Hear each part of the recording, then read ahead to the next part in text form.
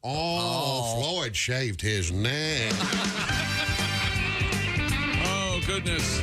We miss you, Tim. That was amazing. Tim Wilson. Hey, good morning. Hello, hello, hello.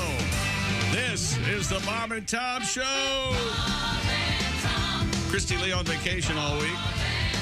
That is Jessica Alsman at the news desk. Chick. There is Pat Godwin. Hello, Chick. There's Josh Arnold. Chick. Josh Arnold, the man in black. How you doing, Josh? Feeling awfully outlawish today. No, the response is you'll be coming in June. Oh. Hello, Ace Cosby. Chick. Hello, Willie Griswold. Do you know I'm rich today because I followed Chick McGee's advice and bet some money on UConn, baby? I've told you, Willie, this advice, it's all free. Yeah, man. It's free money. It's a free radio show. I can't believe it. I had UConn minus the 7. I think they won that was by a triple shock, was it not? 17 and a triple shock, and that is Tom Griswold. Hello, Tom. Good morning. I can't help but notice that Josh, the very sexy Josh Arnold, we kind of underplay that. I like the way you're talking early on. Josh is sitting I like that very much. at the IHateStevensinger.com sidekick chair. Indeed. I like the name sidekick. What an odd word. I know it was always in the Westerns. Wasn't there an electronic component at one time called the Sidekick? Yes. Cell phone? Yeah, the T-Mobile sidekick. Snoop yes. Dogg was in the commercials. That's exactly right. And there was a car called the Sidekick? I want to say like the Suzuki Sidekick? That's right. But Josh is our sidekick today. Well, let's just say he's in the room. Okay, all right. I think saying he's a sidekick puts too much pressure on him. Okay, I thought we would start things off with something sort of unusual from last year's baseball season. Pat, do you remember the tribute? This is really obscure.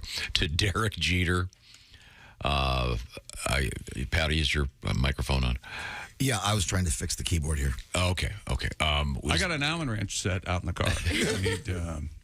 Okay, we're good. I got a tire iron. Quarter-inch cable. Do you want to give that thing a tinkle? Sure. Is it working? And is Ace got that thing up over there? There we That's go. there. Very good. We were talking about baseball. The season's up and running. Of course, we had a great show Thursday from Cincinnati. Reds actually won the series against Pittsburgh. Derek Jeter on the Tonight Show last year revealed that he wore a golden thong when he was in a slump. He was in a rut. And he was talking to Jimmy Fallon, and he said, I once wore a thong in front of thousands of people. His co-host thought it was a lie. Jeter explained that back in 2002, one of his teammates said that wearing a golden thong would get him out of any slump. Jeter gave it a shot. His first pitch at bat while wearing the thong, a home run. And then Jimmy Fallon said, that's great. Let's play ping pong. sorry about the water in the spoon race. And they checked, and they found that Mr. Jeter had been 0 for 32 before that home run on April 29th, 2004. So, do you remember your tribute to the thong? Yeah, I do now. Okay, I had the wrong keyboard thing up. Yeah, I do. Here we go. Just a slump, busting gold thong, got Jeter out of a losing streak. Oh, it's wrapped around his buttocks, stuck in his crack. It's hard for Jeets to take a leak. Oh, yeah. His teammate swears that it works, it'll get him out of that rut. Then Jeter hits a home run with that gold thong up his butt. hey! Just a slump, busting gold thong. That filthy thing goes on when the chips are down. Come on now. Just a slump, busting gold thong. Oh, wash it good and send it to Coopertown. Cooperstown. Coopertown. Coopertown's where the barrels are made. Cooperstown is... Hey, bitch, Cooperstown. All of our names are Cooper. Oh, God. There's Bradley and Alice. Do you know that the song that was based on, Willie? No, man. I think we played it last time. Is it kind of 70s? It feels Very. Yeah. Three Dog Night. Yeah. Just an old-fashioned love song. I only know Three Dog Night from... Three-part harmony. Waka, waka, waka, waka, waka, waka. Yeah, I know Mama Told Me Not to Come. I like that song. That's awesome. Open up the air. That's a great. That's a great Randy Newman song. I love the Randy Newman version. You love the Three Dog Night version. Yeah, Randy you Newman do. wrote. No, nobody loves. That's a quirky one. This is the Three Dog Night version. Got We're that not cool. telling you what you love. No. Here's what I was just confused if I didn't know the. you don't like the Randy Newman version. Tell me that, please. I have to disown you. Just an old-fashioned love song playing on the radio. This is the one. Just an old-fashioned. What is it? What's the lyric again? And wrapped around. Just an old-fashioned That's love song. just a slump-busting gold fall. Okay. It's quite a mouthful. Let it. It really starts rocking here. Right, This yeah. is rocking in the 70s. You swear you've heard it before. It's still pretty mellow. Hang on. Here we go. I don't remember it Now being goes. this mellow. Here we go. Just an old gold song. For you and me. Cooper Town, Cooper Town. From now on, we're going to call it Coopertown. Play that Coopertown song. You suppose Peyton Manning's brother calls his house Coopertown? Hey, Either that or Coopertown. the nickname of the studio Johnny Cougar records in. Johnny Cooper. Why didn't you guys tell me that it picks up and that song rocks so much? My goodness. Oh, dude, Here we go. You want to hear it Three rocking? Dog Here we Night go. is awesome. Oh, God. Here's this. Wait a minute. I can't. The voice.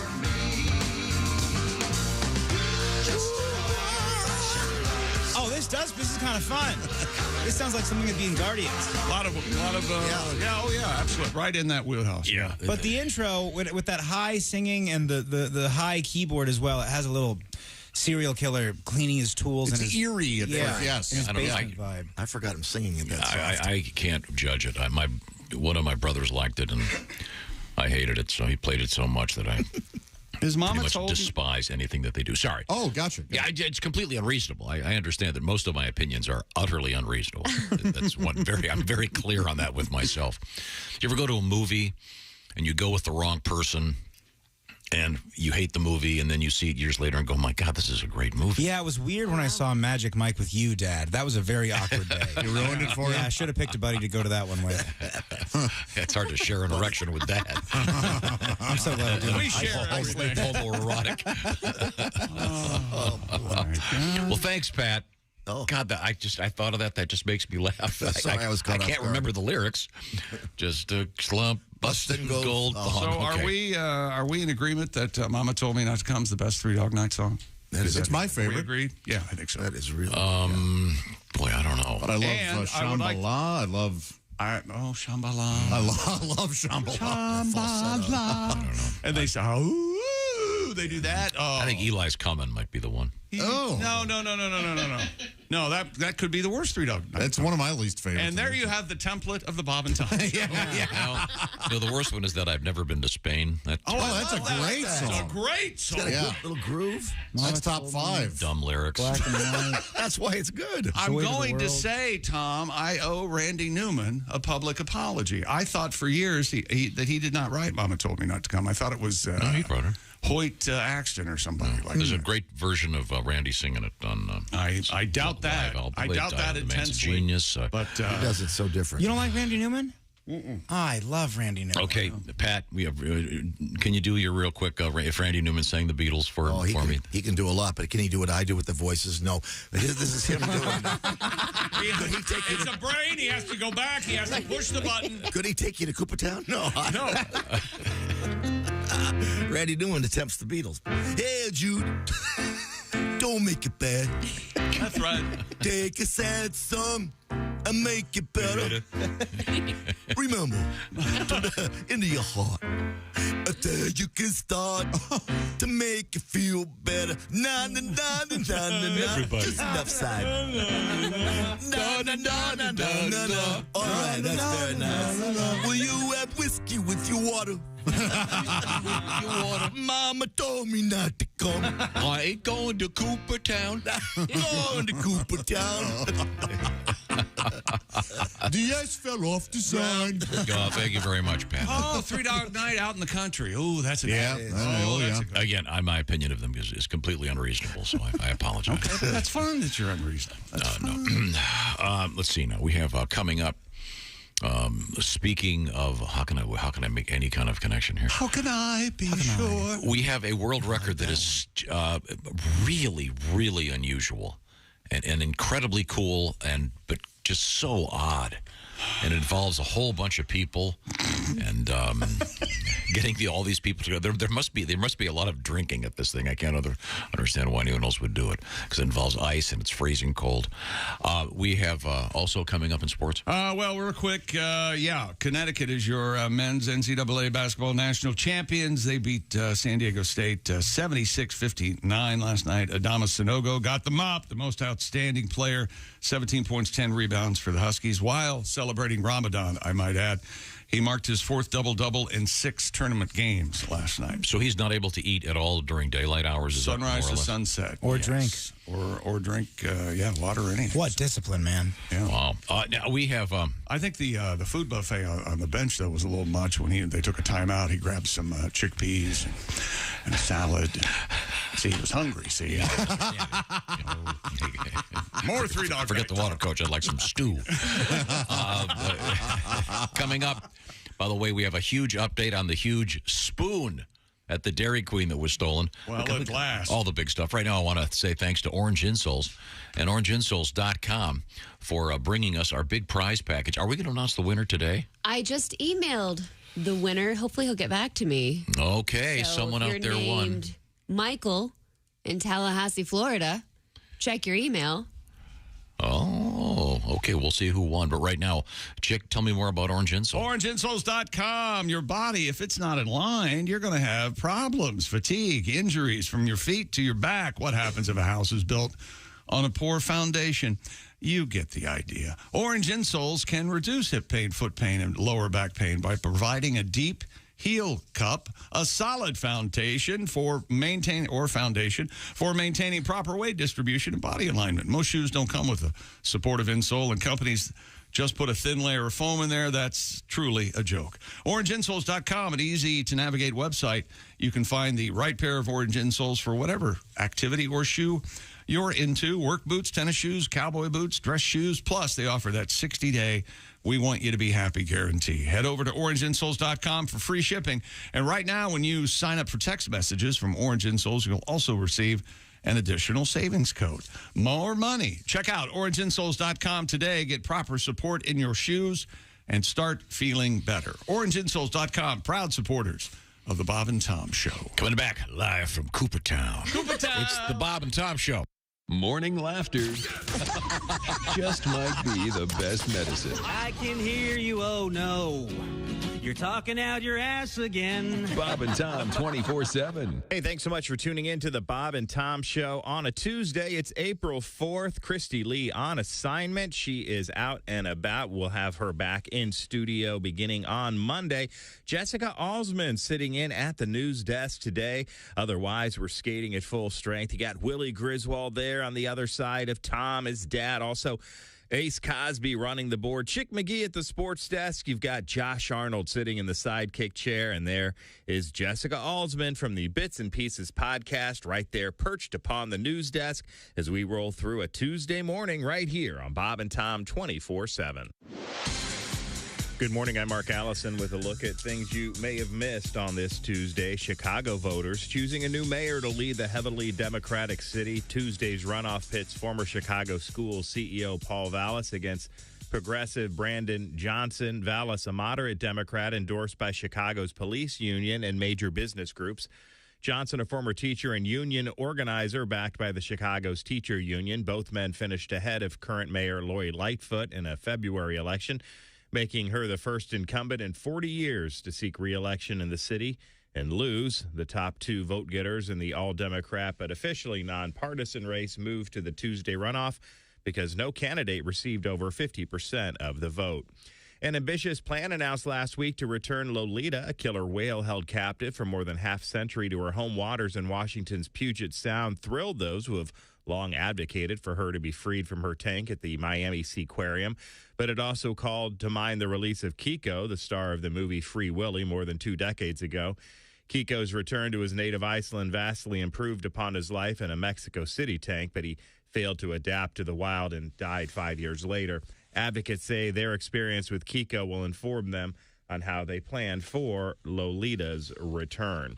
And that's a look at things you may have missed. More of the Bob and Tom Show coming up.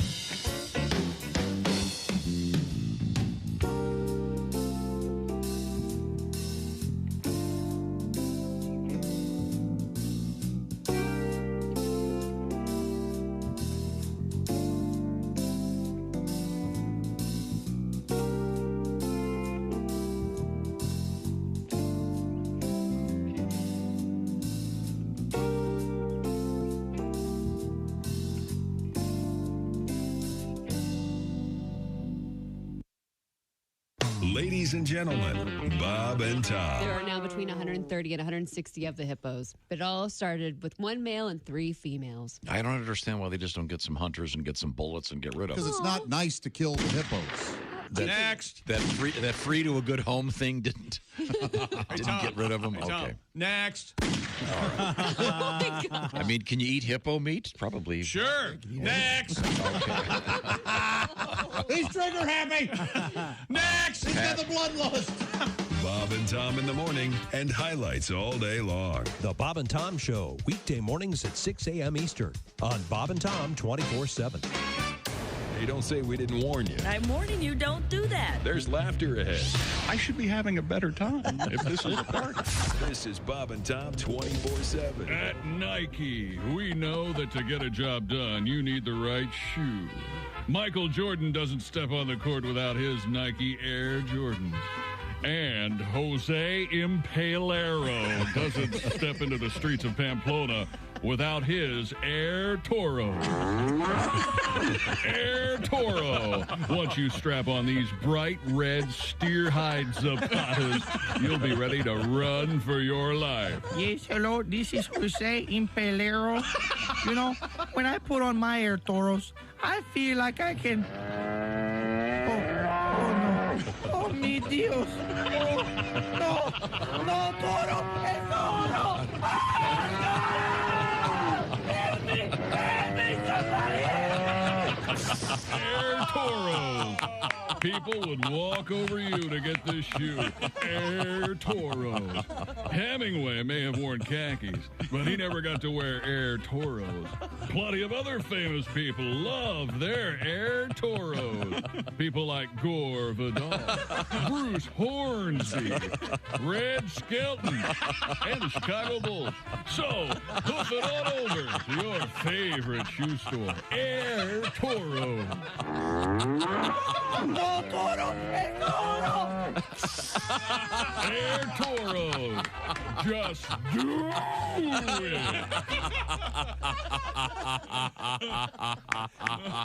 Hi, this is comedian Tim Cavanaugh, and you're listening to Bob and Tom 24/7. You know you're too high when you're eating cereal naked and your girlfriend tells you to put some clothes on. You realize it's not your girlfriend. It's just a woman on a bus. That's how you know you're too high. Bob and Tom 24/7. Hey, welcome back to the Bob and Tom Show. Christy Lee on vacation. She wouldn't tell us where. I can't understand why. Jessica Halsman is at the news desk. Hello. There's Pat Godwin. Hey, chick. Hello, Pat. There's Josh Arnold. Chick. There's Ace Cosby. Hey. That Ace Cosby joke of the day, just sitting there. There's Willie Griswold. Good morning. I'm Chick McGee, and here's Tom Griswold. Thank you very much. You're welcome, sir. Got a man after my own heart here.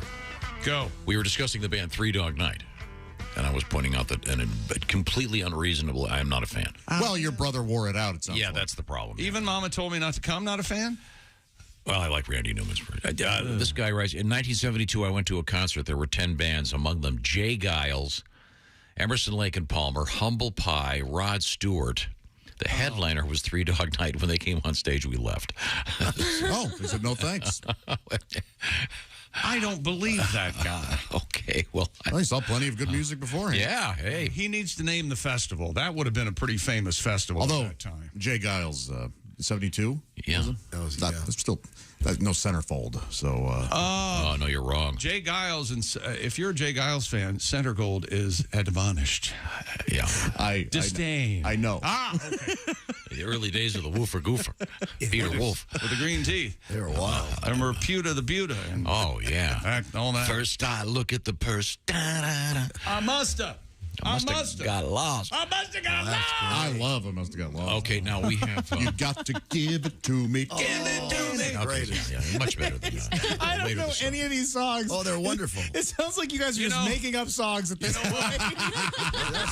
There's this clickbait quiz on the internet I bumped into last night. It said, how many of these TV shows do you know? We'll tell you how old you are. And they nailed me. It was amazing. And anybody listening right now knows how old we are by what we just did through Jay Giles and Three Dog Night. Sorry. So music was music.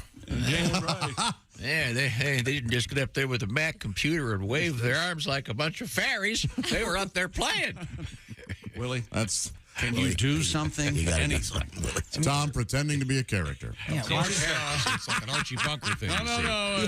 Yeah, good acting. Fairy, Yeah. of course, like a woodland sprite is what he Boy, was oh, referring boy. to. Take you a while to get into character over there, Day Lewis. Really working hard over there. Difficult to slip into that role, wasn't it? He just goes into a closet and yells racial slurs. Well, I love watching the guys up there with a Mac computer and they're flaying their arm up there. They're doing something different. It's not for you. Why do you care? All right, everybody, shut up. Love comes once, and when it comes, you better grab it fast. Because sometimes you love your grab ain't gonna last, and I believe I must have. You know, I think I must have. You know, baby, I think I must have. You know, I think I must have. I must have got it all. Oh, no! Yo. We got Starland vocal. Rolled. I found the concert. Okay, go ahead. You denied it. Here it is. Ontario Jam or something? I don't know. I found the Pocono International Raceway Concert 10. That's by me. Yeah, Patty. 1972. What? Yeah, I've never heard of this July 9th, Emerson, Lake and Palmer, the Faces with Rod Stewart. See, that's when Rod. That's when I would have. That's when Rod was great. Yeah, that's when I would have listened to Rod Stewart. Humble Pie, Jay Giles Band, and Three Dog Night. That's pretty cool. Yeah, the day before, Edgar Winter, terrific band. Sure, Edgar Winter. So anyway, that's it. That the day did happen. before? So that guy's right. All right. Sorry, I called you a dirty liar. Hey, Edgar, look, we couldn't fit you in on the main day. You just mind doing the night before? Well, who else will be on it? No, it's just you that night. It's special. It's really special. It's just going to be you. Yeah, you can do Frankenstein as long as you want. Yeah. You can do a 40-minute version. This is pre-Frankenstein. Top 10 concerts I've ever seen. Edgar Winter, White Trash, right up there. Huh. Great show. This article says there were 200,000 people there. Whoa. So, wow. Oh, man, that's a big shoe. There was some crap out there, not in a portalet, I bet. Uh-huh. Right there in the room. Yeah, That's a good observation. Yep. I was working my audience is what I was doing. Okay. Let's see now. We have some mail here we'll get to. Dear Tom. That's you. This is a rarity. My name is Daniel. I am a truck driver. I've listened to the show since I was a kid. I was driving through New Mexico the other day, and I saw a personalized license plate. Oh, this is a great letter. Thank you for giving this. Oh, this is I can barely stand it. He really is. Physically, you can see how this is someone who actually understands how the show works. He's beside himself. He said the license plate was a vanity plate that said, "The Fugitive." A QM production. On his license plate. David Jansen as The Fugitive. Oh, thank you very much. That'd be the I worst certainly thing appreciate to do that, Daniel. If you're a fugitive, to put it on your license plate. So this guy's vanity plate says fugitive. It doesn't say The f***ing Fugitive. Okay. All right. So maybe this is one of those hiding in plain sight things. What do you think? Maybe so. Maybe. Yeah. Yeah, so very good, very good. Well, thank you, Dan. Thanks for taking the time to write. Thanks for driving those trucks out there, hauling all that stuff for us. Tom, I know your birthday's coming up, so I'd like to give you an early gift. Oh, what's that? Someone just sent me this. Okay. Paddington's back. Threequel. That's right. The new movie, Paddington in Peru. Starts production July 24th. Man, that's exciting. This time, he gets stabbed. It's been 6 years since the second film, Paddington in Jail. What was it? Paddington 2 is... Electric Boogaloo. One of my favorite movies of all time. Paddington gets even. And then Hugh Grant should have gotten the Academy Award for that movie. Oddly enough, really good. Crazily enough, they put it into the Nick Cage movie, The Unbearable Weight of Unbelievable Talent, or whatever the hell it is. Yeah. And Pedro Pascal says that that's his favorite movie of all time. He says it in the movie, and I lost my mind. I love that movie. Have you seen it, Josh? No, I haven't seen it yet. First of all, you think it might be that kind of, what is it called, CGI? It's not. It's a real talking bear. It's a real talking bear. It's just amazing. It's been 6 years since the second film in the hit franchise, and the Brown Bear's keeping plot details for the third installment under his famous red hat for now. But as the title suggests, yes, the movie will see Paddington getting into sticky situations in deepest, darkest Peru. It says deepest, darkest? It says deepest, darkest Peru. His country of birth. Yeah, I didn't know that. I'm not Peruvian? Sure. I don't like this idea. Paddington's Peruvian? Uh-oh. What's going on over here? What? I thought you'd be excited. The whole thing about it is all the Englishness about it. Well, he's going to take that Englishness and be fish out of water. Yeah. They're not going to change his... Taking a page out of old Ted Lasso's book. This smacks to me of Godfather 3. Did we talk about, or did I miss it? It only has some flaws, really. Godfather 3. Godfather 3 stinks. Andy Garcia saves Godfather 3. By what? By showing no emotion and never moving his face? Did we... Somber and serious. Watch Pacino in the first two, see if he's not doing the same thing. Did we talk about the Winnie the Pooh scary movie? Horror movie. Yeah, Blood and Honey. Did we talk about this? We mentioned that it was coming out. Did you see it was banned in China? Was it? It was banned in China because he's too close. Yeah. She is, they're making fun of him. Yes. There were memes comparing Winnie the Pooh to the leader Xi of China, Jinping or whatever, and Ping Pong. Don't. I mean, look. Well, while he deserves zero respect. Yeah. I hope you're happy. All of our iPhones just went off. You happy? There's so many things you can make fun of him for. You can't make fun of the head of China anymore? No, you can. I just be careful with probably Xi Jinping or whatever. What is that? What is it? We're going to need that car starter. Table tennis. Yeah, try not to. Yes, exactly. You can't be Brand. No, but I get. He was like, hey, people say I look like him. We got to ban Winnie the Pooh. Oh, and Winnie the Pooh's public domain now, I guess. Yeah. But Mickey Mouse is coming up next year. The Steamboat Willie drawing of Mickey Mouse is coming up. I thought they'd been able to somehow. The makers of Blood and Honey they're working on Bambi, a version of Bambi now. Is that right? It'll be a revenge. Well, you know what? Bambi is pretty terrifying as it is. Mm-hmm. Here this says the Winnie the Pooh Blood and Honey, a micro-budget R-rated horror film. Yeah. It was made for less than $100,000. It's already made $1 million in Mexico. Jeez. Cool. Yeah, I think it's made $3 million total. So they're cashing in. And this says they're planning sequels with Peter Pan, as you said, Bambi, and many more. Man. So there you go. Apparently, it's just not good. That's the problem, though. Is he Porky Pigging it the whole time, by the way? I have no idea, but it's he and Piglet. They're out there wreaking havoc. Yeah, the trailer I saw was he has a Winnie the Pooh-esque mask on. It doesn't even really look like Pooh. Yeah, no, and I can't tell if they're supposed to be masks or if they're supposed to be it's supposed to be a bear and a piglet. A piglet can walk on his don't get me wrong. I will watch it when it's available for free somewhere. But. You know, you mentioned Bambi, and a lot of people ask me, they say, Chick, what was your nickname as a kid? And I said, well, my dad used to call me Thumper. And, of course, not after the cute rabbit in Bambi. Thumper. No, it's because I fell out of bed a lot, and when I hit the floor, it made a thumping noise. And that's why he called me Thumper. I don't know were why. You trying to get away? No, I don't know why I fell out of bed, but I did, like once a week at least. Well, Chick, Thumper was my favorite character when I was a kid. And Chick McGee is my favorite character as an adult. You hear that, Tom? Oh, that's sweet. Isn't that nice? At all times nice. together. Now, do we have anything to... Well, we got big news from last night's national championship game in men's basketball, in NCAA men's basketball. Adama Sanogo is the MOP, the most outstanding player. He led the way for Connecticut. Oh, I didn't think he was playing last night. I thought he was a no-go. S-A-N-O. I thought you maybe were going to go for a Sunoco joke. Sunoco. Little, Sunogo. the Brontosaurus. UConn Is that played who that their is? fifth NCAA tournament, and the least known Hurley up until last night, Danny Hurley, he was the head coach of UConn. I always said Sunoco. It's Sunoco? Yeah. Huh. You said Sunoco? Sure. Is the dinosaur. Sinclair is the dinosaur. Thank you. UConn 76, San Diego State 59. Kawhi Leonard from San Diego State. Had no idea. Gregory Peck too. The big news from last night. A lot of people say it's Jim Gregory Nantz. Jim Nantz saying goodbye. We'll have that in a moment. It's truly missable. But why do you don't like Jim Nantz? He could be anybody. Well, that's the point. There's nothing. There's nothing unique about Jim Nantz. Yes, I'm sick of it. He doesn't make it about him. I'm sorry. The way your sports is about Chick McGee. I beg your pardon. And today we begin the sportscast with me falling out of bed as a child. That was a heartwarming story. I can't wait for 8:30. Yeah, Chick's in a bad mood. I don't know why. 8:30. I'm going for 7:20 today.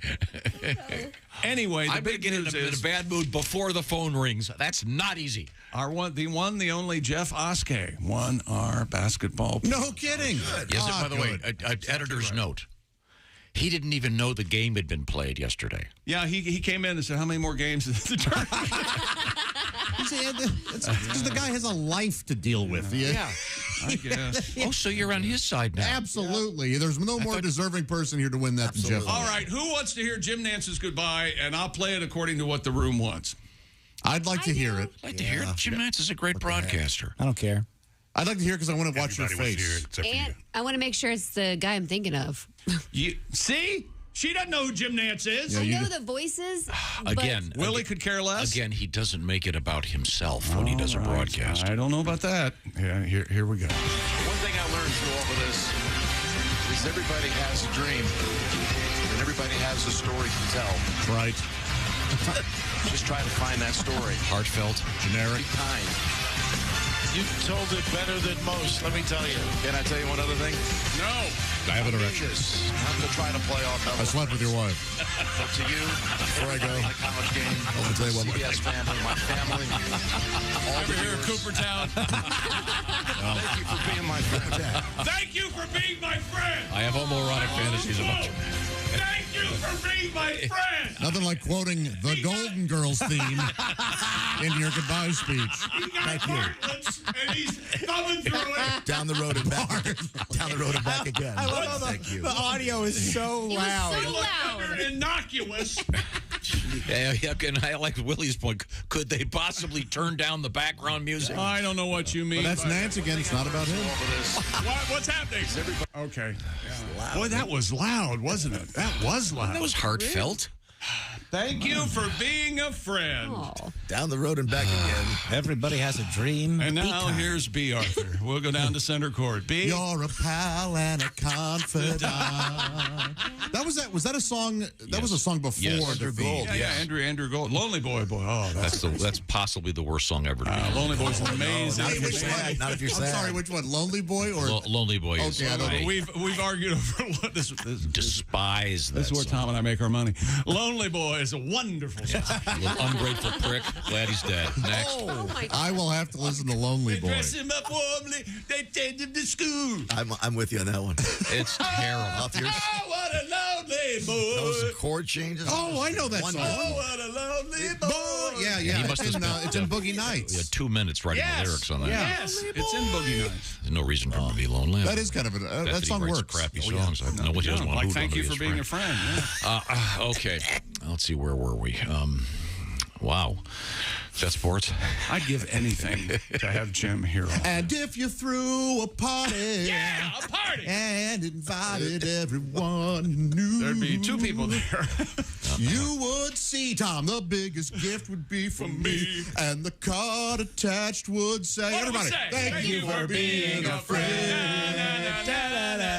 You didn't like that? That one's fun. It's the other one that I hate. Lonely boy. Now, if you want to, you can get your mom a card saying "Thank you for being a friend," or you can get your brain screwed back on. We've ruined Jim Nantz's goodbye. And Been happier. We can come back and give Mr. Nantz his due respect. IHateStevenSinger.com. What's that all about? Well, Steven Singer Jewelers is what it's all about, and something brand new. If you've been collecting those roses over the years, something wild this time. It's, hey, say I love you, Mom, with the first neon green 24-karat gold-dipped rose. Real roses, real 24-karat gold. And you can check these out, see what they look like by going to IHateStevenSinger.com. Steven is famous, of course, for the gold-dipped roses. They start at just $59. Shipping is free. When's the last time you heard that? Free shipping. By the way, they'll be in a premium gift box with a personalized Mother's Day card. And it's not going to say, thank you for being a friend, Mom. No, come on. Let's get serious here. Get a lifetime guarantee, of course. Steven Singer Jewelers, all kinds of great bracelets and necklaces and earrings, stuff that your mom would love. Step up. IHateStevenSinger.com. That's right, IHateStevenSinger.com to check out the beautiful roses and everything else that Steven has. Remember, you get those orders in before 2 o'clock Eastern Time, and it's out the door that day. So Mother's Day around the corner. Act now and be the one that, hey, I got that. Check off that box, as they say. Coming up in sports, we have what? That's a good question, Tom. Major League Baseball continues. We'll talk about a couple of games from yesterday, and also coming up, Andrew Gold, Lonely Boy, and Dolly Parton in sports. Oh, yeah, it's coming up. Yeah, and a cool world record, and an interesting thing about talking to your dog, ladies and gentlemen. You talk to your dogs, don't you? Of course. You sing them the song? Thank you for being a big sweetie, baby. Back again. The one just laid a turd on the living room carpet, boy. I'll be right back. It's the Bob and Tom Show. Text us at 888-262-8661. More Bob and Tom next. State law.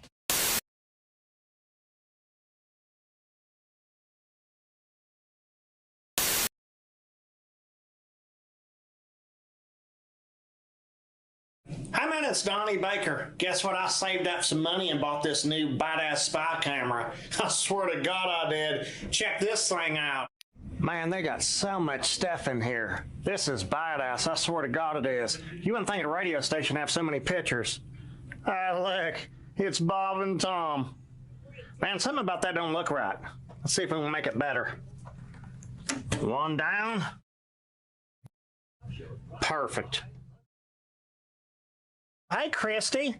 Hey, what are you doing here, Donnie? You're not allowed back here. No, it's Homeland Security. I'm supposed to come back here and check you for humps today. You're not going to get your hands on me. Okay, if you don't like this one, how about let me use this one? You know, the touch of a wolf is a healing touch. No. Better yet, how about fur on fur?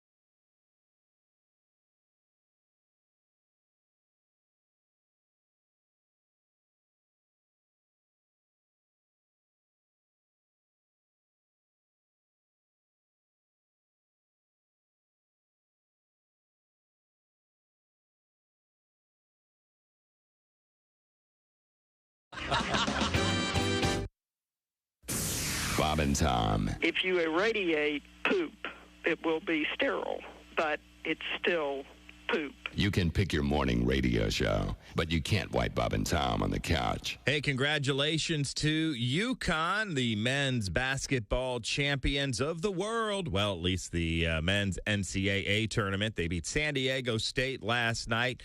rather convincingly. And again, congratulations to UConn. On the women's side, LSU beat Iowa for the championship. So LSU, your women's champs. And again, a record number of folks watching on television for the women's championship game on Sunday. 9.9 million tuned in on ABC and ESPN2 to watch the LSU women's team knock off Iowa. And again, it was a great tournament on both sides. A lot of upsets, and we hope you enjoyed it. Glad you were here with us for our Bob and Tom coverage with Chick McGee at the sports desk, and he'll continue covering that all morning long at Sports Breaks. Right there, again, Chick McGee, the man at the sports desk on the Bob and Tom Show. Mornings right here on Bob and Tom 24/7. Good morning. I'm Mark Allison with your Bob and Tom news headlines. Forecasters warning more severe weather and fire danger in the days ahead across much of the same region hit hard by storms last week. Fierce storms that began Friday spawned tornadoes in 11 states.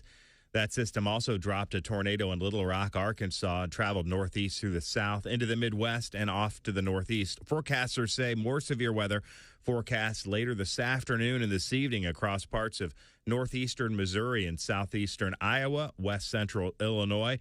The threat for fire danger also remains high across portions of Oklahoma, Texas, New Mexico, and Colorado. Wildfires destroyed more than 40 homes in Oklahoma on Friday. Congratulations to UConn. They won the school's 5th national title, a 76-59 victory over San Diego State. Adama Sanago had 17 points and 10 rebounds for the Huskies, who became the 5th team since the bracket expanded in 1985 to win all 6 NCAA tournament games by double digits on the way to their championship. And the LSU women's team 102-85 victory over Iowa in Sunday's national championship game was the most viewed NCAA women's basketball game on record. 9.9 million viewers on ABC and ESPN2, according to the fast national numbers by Nielsen. And congratulations to LSU on the women's win and to UConn for the men's win. And that's a look at your news headlines. More of the Bob and Tom Show coming up. Hey, Shooter, it's Kenny Tarmac. Hey, we just landed. I'm an ORD, just got in from TPA through ATL. And hey, guess what else just landed? The Bob and Tom app. I know. Now, thanks to the Bob and Tom app, even if I have to go all the way from Foxtrot 20 down to Alpha 4, I can still listen live, see their videos, find an affiliate station, use the alarm, and even send a message. This is Kenny Tarmac signing off and reminding you, everything I touch turns to sold. You're listening to Bob and Tom 24/7. The Essential Morning Radio. This is Bob and Tom 24/7. 24/7. Men, are you looking to add a little dance to your pants? Are you hoping to turn heads without costly and painful surgery? Then visit the Bob and Tom Personal Care Outlet Mall and experience the newest way to grow your fro. Hi, I'm Chick McGee. I know what you're thinking, but Chick, hair hides inches. Well, that's only when you're naked. See, when I put King Kong behind closed doors, I want the ladies to notice a bulge that rivals those old Jim Palmer ads in Sports Illustrated. And thanks to this, I can achieve that look in just a few short weeks. From the makers of Miracle Grow, it's the Pubador. The Pubador starts at the root system, giving your patch a major poof that only the latest in Frigamol technology can provide. Wow, Chick. Is that an airbag in your pants? Or are you just happy to see me? Let's just say my curly fries have gone home style. The Pubador is a simple 3-step system. First, apply the Miracle Mix to desired region. Place those puny pubes in curlers, and then let the Pubador leave you high and dry. Wow, it looks like a bloomin' onion. The Pubador. Now gauze their bubbies. Welcome back to the Bob and Tom Show. Christy Lee on vacation. And as someone sent us an email, they first of all called us morons. Sure. And then they followed it up with, I believe Christy said she was going to Arizona. And I would answer you, sir, yes, we knew that. We were just having fun with where she... Amazonia wanna bone ya. Arizona. Anyway, that's Jessica Alsman at the news desk. She wants to be taller. There's anything else would be taller, right? There's Pat Godwin. Hey, Chick McGee. There's Josh Arnold. Hi. There's Ace Cosby. Hello, friend.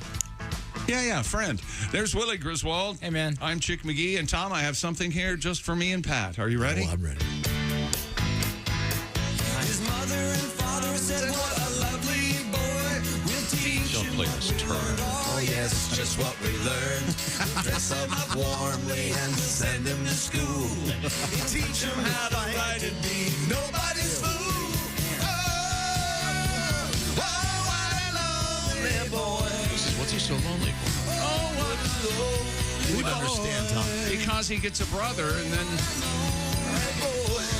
Is that Billy Joel?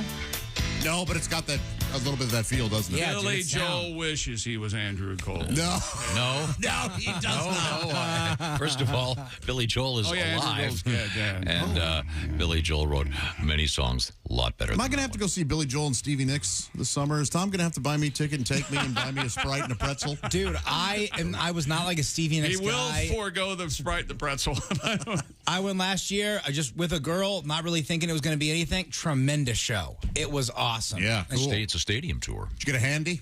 I got something. I can't say that. I can't do it. All right. I want more than handy. A gentleman never speaks of such things. No, I like talking about it. It was fun. Yeah. I got a fun little finger, That's a new too. generation coming up. They like talking about it. Okay. What do you think of that? But yeah, Stevie, throw a little For the Longest Time in there. Isn't Andrew Gold's mom? She was a big singer, right? Broadway singer. Voiceover singer, too? Yeah. What's her name? She did Maria, right? Yeah. Something West silver. Side Story. Something silver. Yeah, no, her mom was the Gold, silver. the singer and Minnie Foxtrot. No. It was Minnie Foxtrot. No. Oh. I know who you're talking about. And when you say the name, because she did Natalie Wood's voice. Yes. Right. Movie West Side Story. Henrietta Wrinkle Lip? Yep. Yes. Yeah. That's her. Andrew Gold, mom, Marnie Nixon. Marnie Nixon. Yeah, she was great. Okay. Richard Nixon's mom. Yes.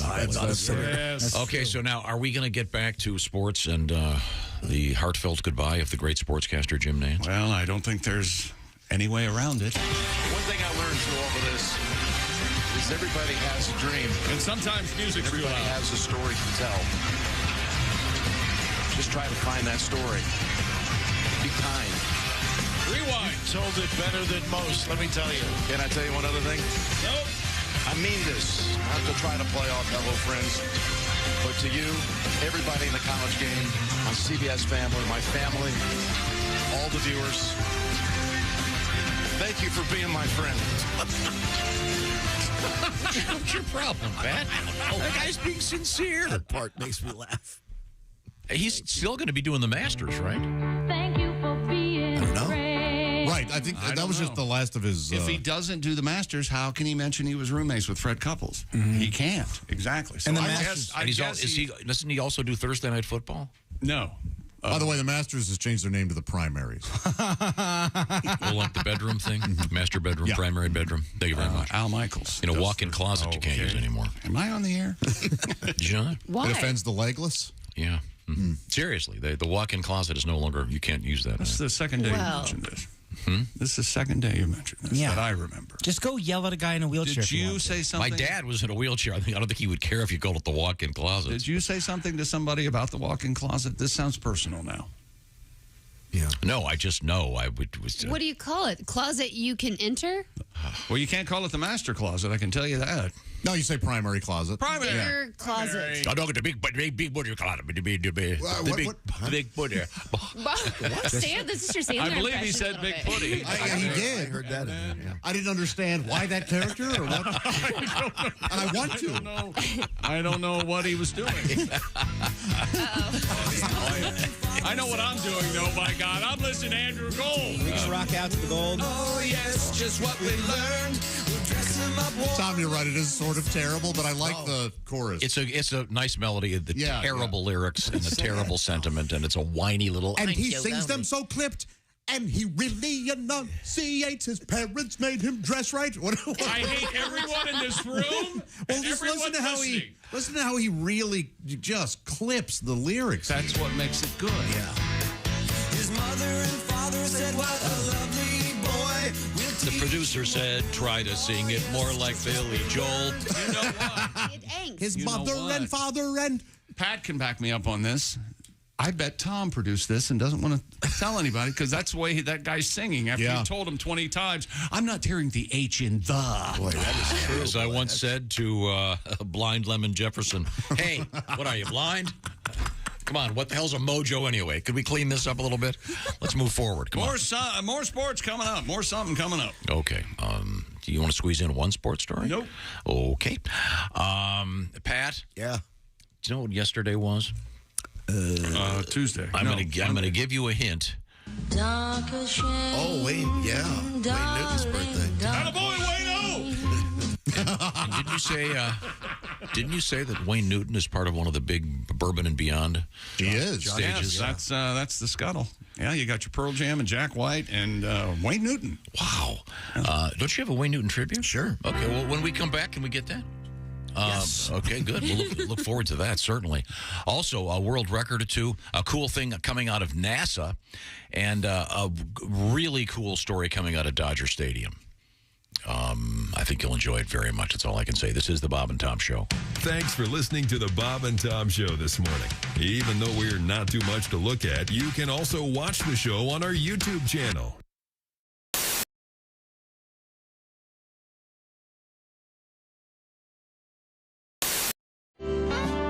Last time you were here, Eric, you impressed us with your musical skills. You, oh, that's right. You are a manualist. Yes, I am. Now, for those that don't know what that means, manualism is the art of manipulating one's hands to make. There you go. To make that sound. That wasn't me yet. I didn't. There we go.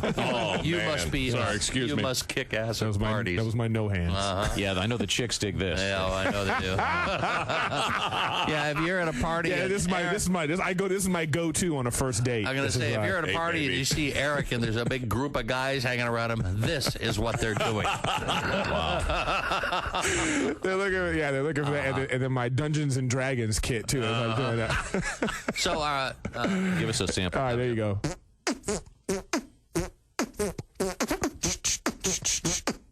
Very nice.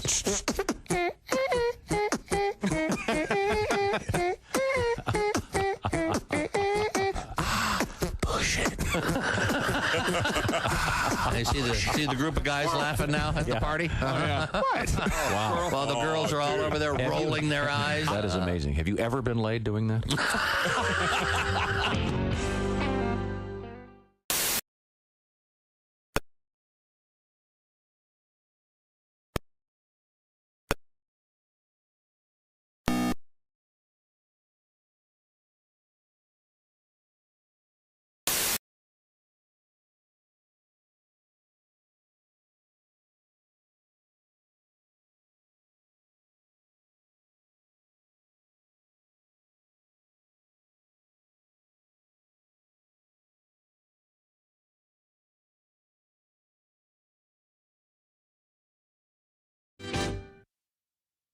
Hi, this is Nick Griffin, and you're listening to Bob and Tom 24/7. Hey, Nick Griffin, Mark Allison along with you. Thanks so much for tuning in to the Bob and Tom Show this morning. Greg Warren, you may have heard him yesterday on the Bob and Tom Show, calling in with the Warren Report, GregWarrenComedy.com for more on that man. And again, he will be appearing Wednesday, April 19th at the New York Comedy Club right there in the heart of New York City. So if you happen to be in New York City on Wednesday, April 19th, check out our friend Greg Warren live on stage at the New York Comedy Club again in New York City. And we're rolling through a Tuesday morning with you right here on Bob and Tom 24/7. Good morning. I'm Chick McGee with your Bob and Tom Sports Update. Adama Sanogo led the way for Connecticut, claimed its 5th NCAA championship. He's from Mali, named the most outstanding player of the Final Four after last night's 76-59 win against San Diego State in Houston. Sanogo had 17 points, 10 rebounds for the Huskies. It marked his 4th double-double in 6 tournament games. Sanogo had been the constant for the team all season, its leading scorer and rebounder. He also thrived while managing a strict fast from dawn until sunset to observe Ramadan. Major League Baseball yesterday, interleague action. Giants beat the White Sox 12-3. Minnesota over Miami 11-1. Tampa Bay beat the Nationals 6-2. Yankees beat the Phillies 8-1. And Pittsburgh over Boston 7-6. In the American League, your winners, Kansas City, Baltimore, Detroit, the Angels, and Cleveland. And in the National League, Milwaukee, Cincinnati, Atlanta, San Diego, and the Dodgers all win. And in the NHL last night, Dallas and Seattle win in regulation, and Vegas beat Minnesota in a shootout. I'm Chick McGee, and that's your Bob and Tom Sports Update. Essential morning radio all day and all night. This is Bob and Tom 24/7. 24/7. Time now for the guy who would rather watch Star Wars than have sex. Hey, babe. I was talking to the girls over at Delta Gamma, and they were thinking you and I should drop by and have a little fun. Hold on 1 second. This is the best part. Vader's got Luke cornered. Come on, honey. Why don't you corner me in the DG house? There's a sorority full of girls just dying to feel your force. Oh, wow. Just look at the way Vader swings his lightsaber. Wait. Luke's about to get his hand cut off.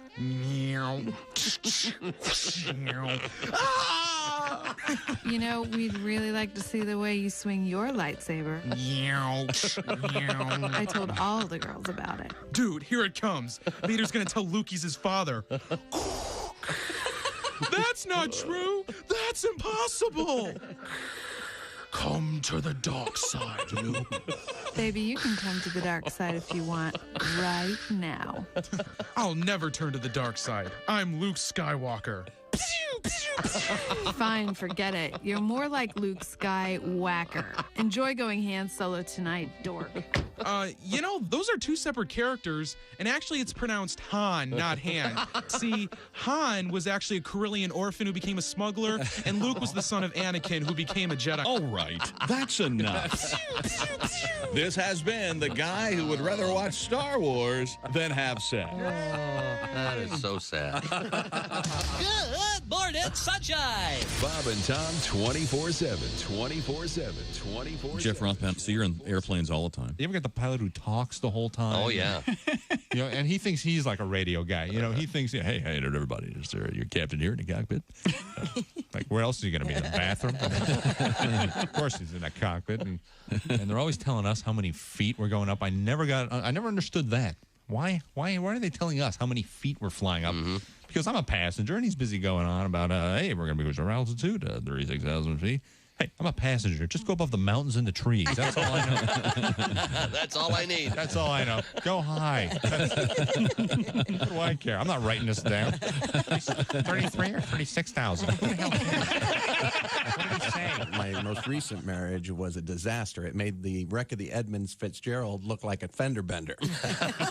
Wow. Sorry to hear that. Hello. And you remember Lord's famous line about gun control. Yes. The relationship taught me a lot. It taught me they won't sell you a handgun if you're crying.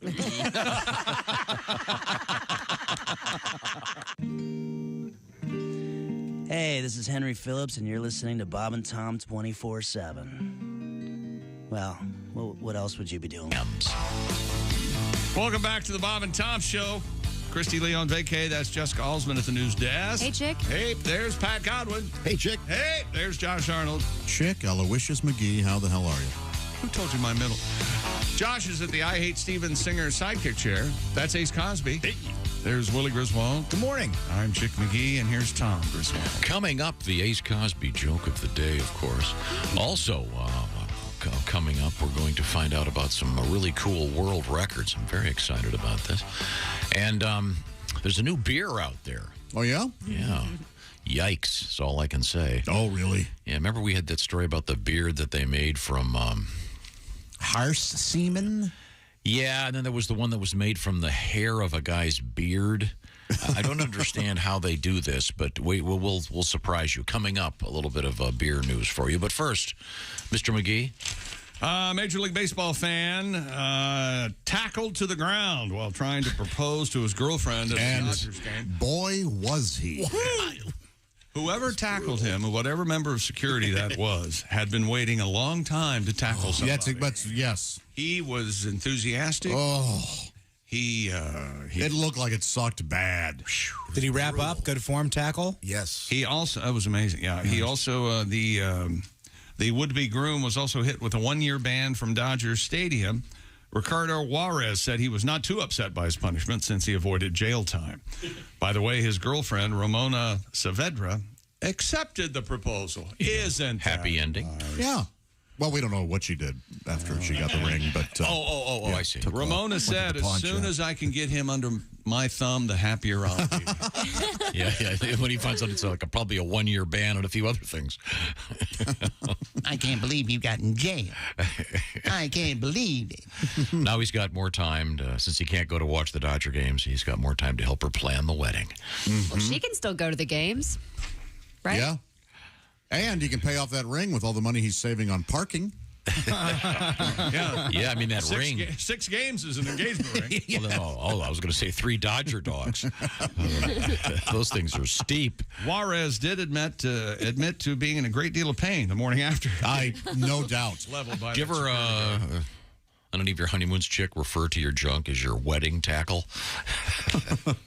I don't think so, Tom. And we could have sat here and talked for a month without you bringing up a honeymoon. I don't know why. Hey, want a little bit of the wedding tackle? I finally found this video, man. He gets he's on one knee while he gets tackled. Oh, yeah. You should be able to tackle the guy that holds the ball in football. I've never seen someone get tackled at that angle. Yeah. There's a lot of opportunity for laughs at that angle, I think. Boy, it looks like it sucked. if you're back with if you're in the end zone, catch you go down on one knee. They can't tackle you. Mm-hmm. Once someone's on the knee, I think comedically you should be able to That tackle also looks like it's helmet to helmet. Mm-hmm. He so to speak. Yeah. God, he gets it. He's wearing a nice Dodger jersey.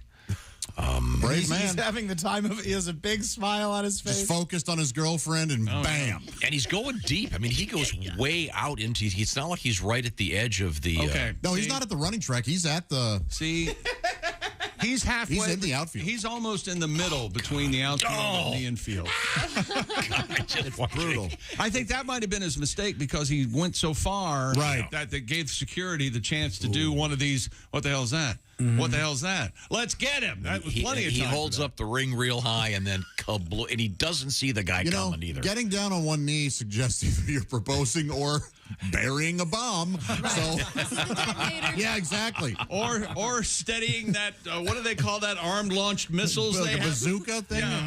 Yeah. You could take down anti-aircraft gun. You could stable that on your shoulder. Then they have him after the game kissing his fiancée in front of the big toy Dodger bobblehead, the 8-foot bobblehead. Oh, okay. Did you see the kiss cam video making the rounds yesterday? It was a standard kiss cam, a couple kiss, and then they go to a couple where there's a seat between them, and they look at each other. And the crowd, yeah, kiss. So she leans over and goes, okay. And they kiss each other, and then they keep going with other people and kiss. And then they go back to that couple. Turns out the boyfriend was in that middle seat. and the crowd immediately, it was very nice. Drama. Right there on the kiss cam. Okay, very nice. What would you do if you got caught on a kiss cam, Tom? That depends who I'm with. Well, not with one of your sons, obviously. Hey, Willie. Time to swap tongues. Sorry. French old daddy? Got to do one for the kiss cam. I went to the Tom Brady School of Kissing. I'm in. Come on. French your dad. That's a gross sentence. Well, this is not where I thought I'd end up with this line of questioning. But then we ever do a piss cam, and then we now go into the ladies' room at Chuck Berry Stadium. Somebody in let's say in 1977. Yeah. $5 million to French your dad for 1 minute. Would you have done it? For $1 million back in $5 million. $5 million for I don't know. I would think. I'm not sure. Yeah, I'll do it. $4 million to pay for the house, $1 million to pay for therapy. What's the lowest you'll go to French your dad? Honestly, $25K. I mean, man, we could make it happen. Oh yeah. I'm in for 10. Oh boy, I don't need a vacation. What do you mean? That is a vacation. You see that? I would have definitely kissed him on the cheek. I think I did kiss him on the cheek. Well, sure, yeah. You know what should happen to this guy? I keep watching this guy getting just brutally tackled in the Why field. are you doing that? I can tell you're kind of disconnected. What? When this guy walks down the aisle, one of his buddies should just come out of nowhere, come through one of the pews and just lay the guy flat. It would be funny. Okay, I stand corrected. That's wonderful.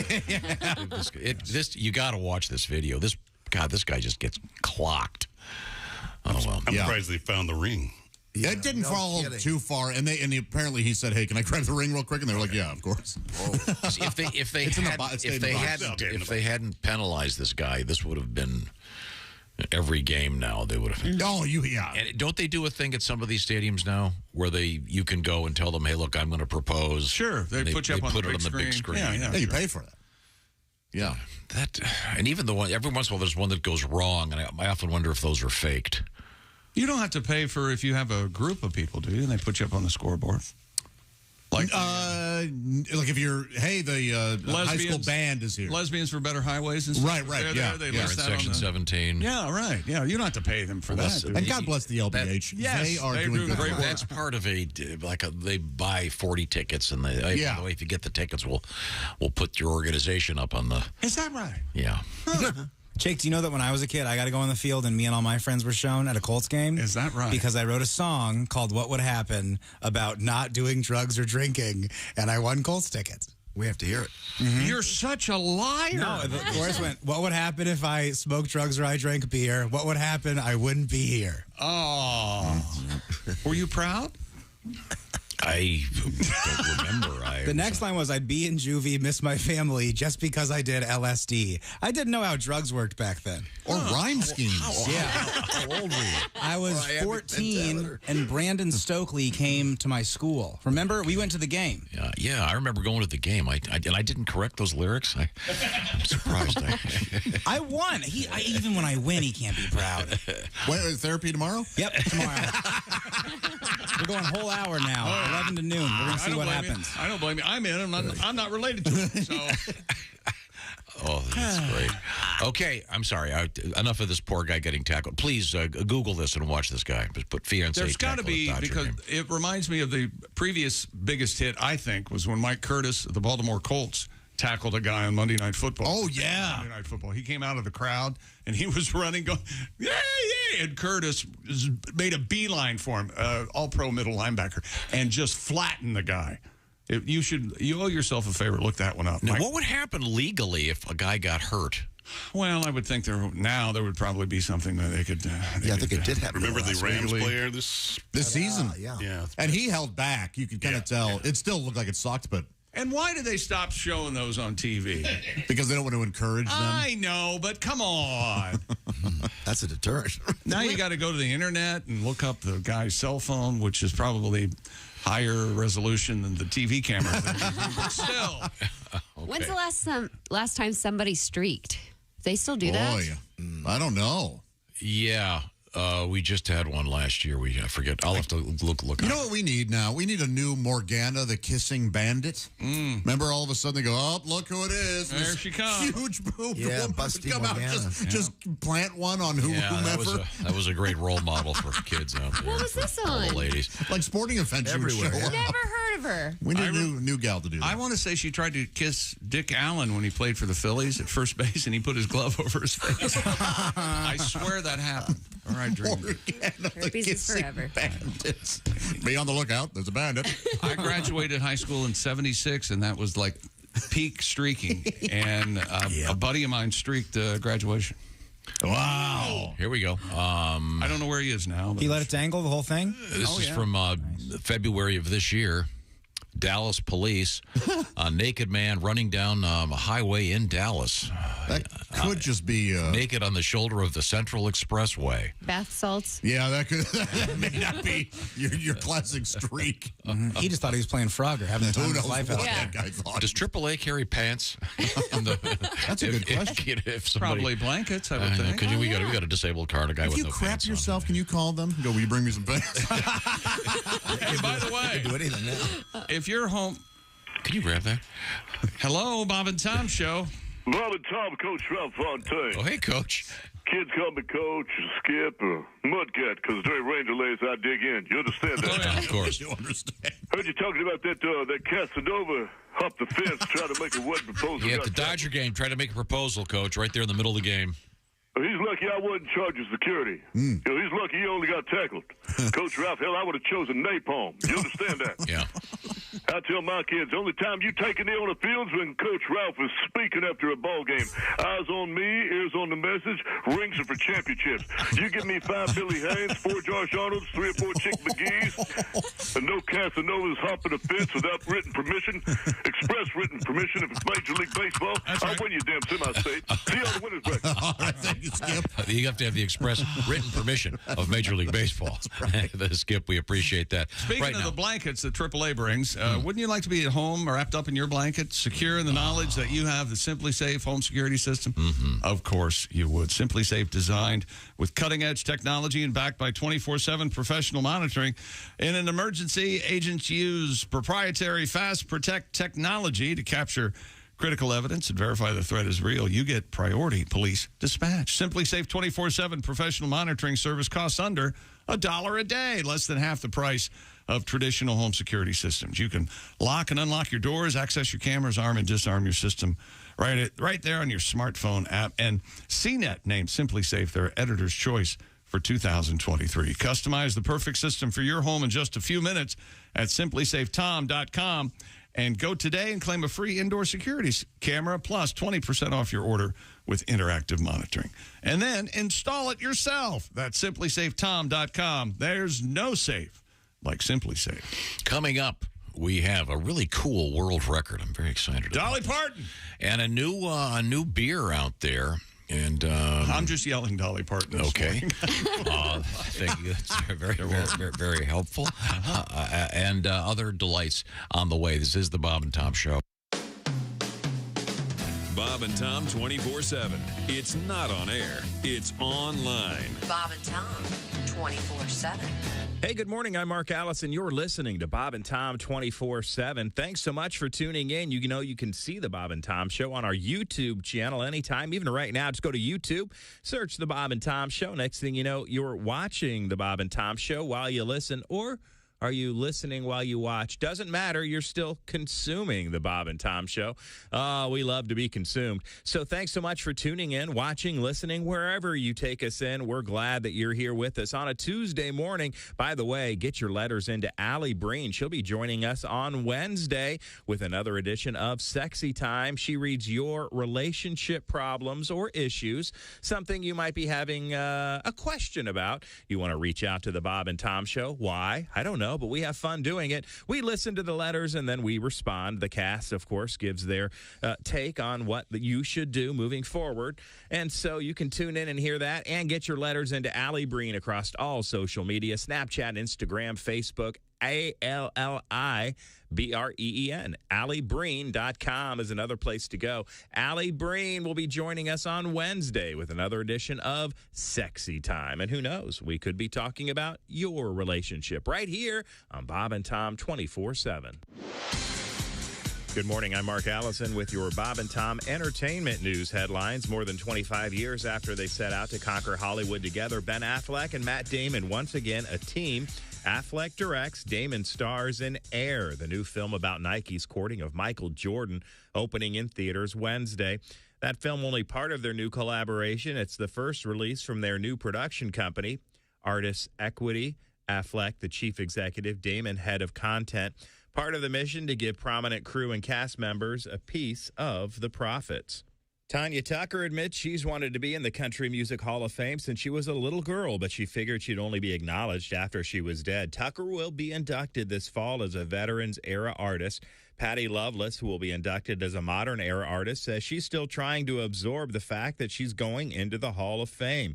Bob McDill will be inducted in the Songwriters category. McDill says the Hall of Fame contains some legendary songwriters most people probably have never heard of. Among McDill's songs, Song of the South for Alabama, Good Old Boys Like Me for Don Williams, and Don't Close Your Eyes for Keith Whitley. Each of Metallica frontman James Hetfield's guitars has a story, and he's ready to tell all of them. Hetfield has created a 400-page book that covers more than 40 guitars and his personal reminiscences about each one. Messengers, the guitars of James Hetfield, will come out on October 17th. I bet our producer Dean will be in line to get that book. And that's a look at your Bob and Tom entertainment news. More of the Bob and Tom Show next. We got some extra from the Bob and Tom Show. Comedian Greg Warren, former state champion wrestler.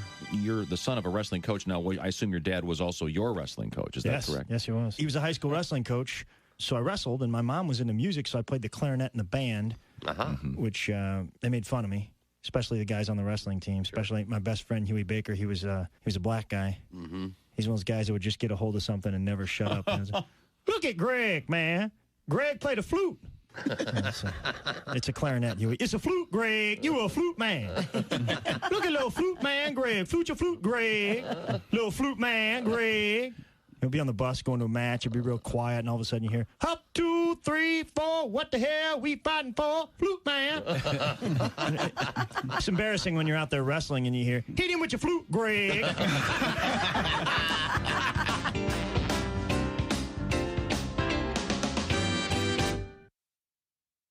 This is Bob and Tom 24/7. Comedy, guests, Bob and Tom exclusives, and it's here on the internet. Bob and Tom 24/7.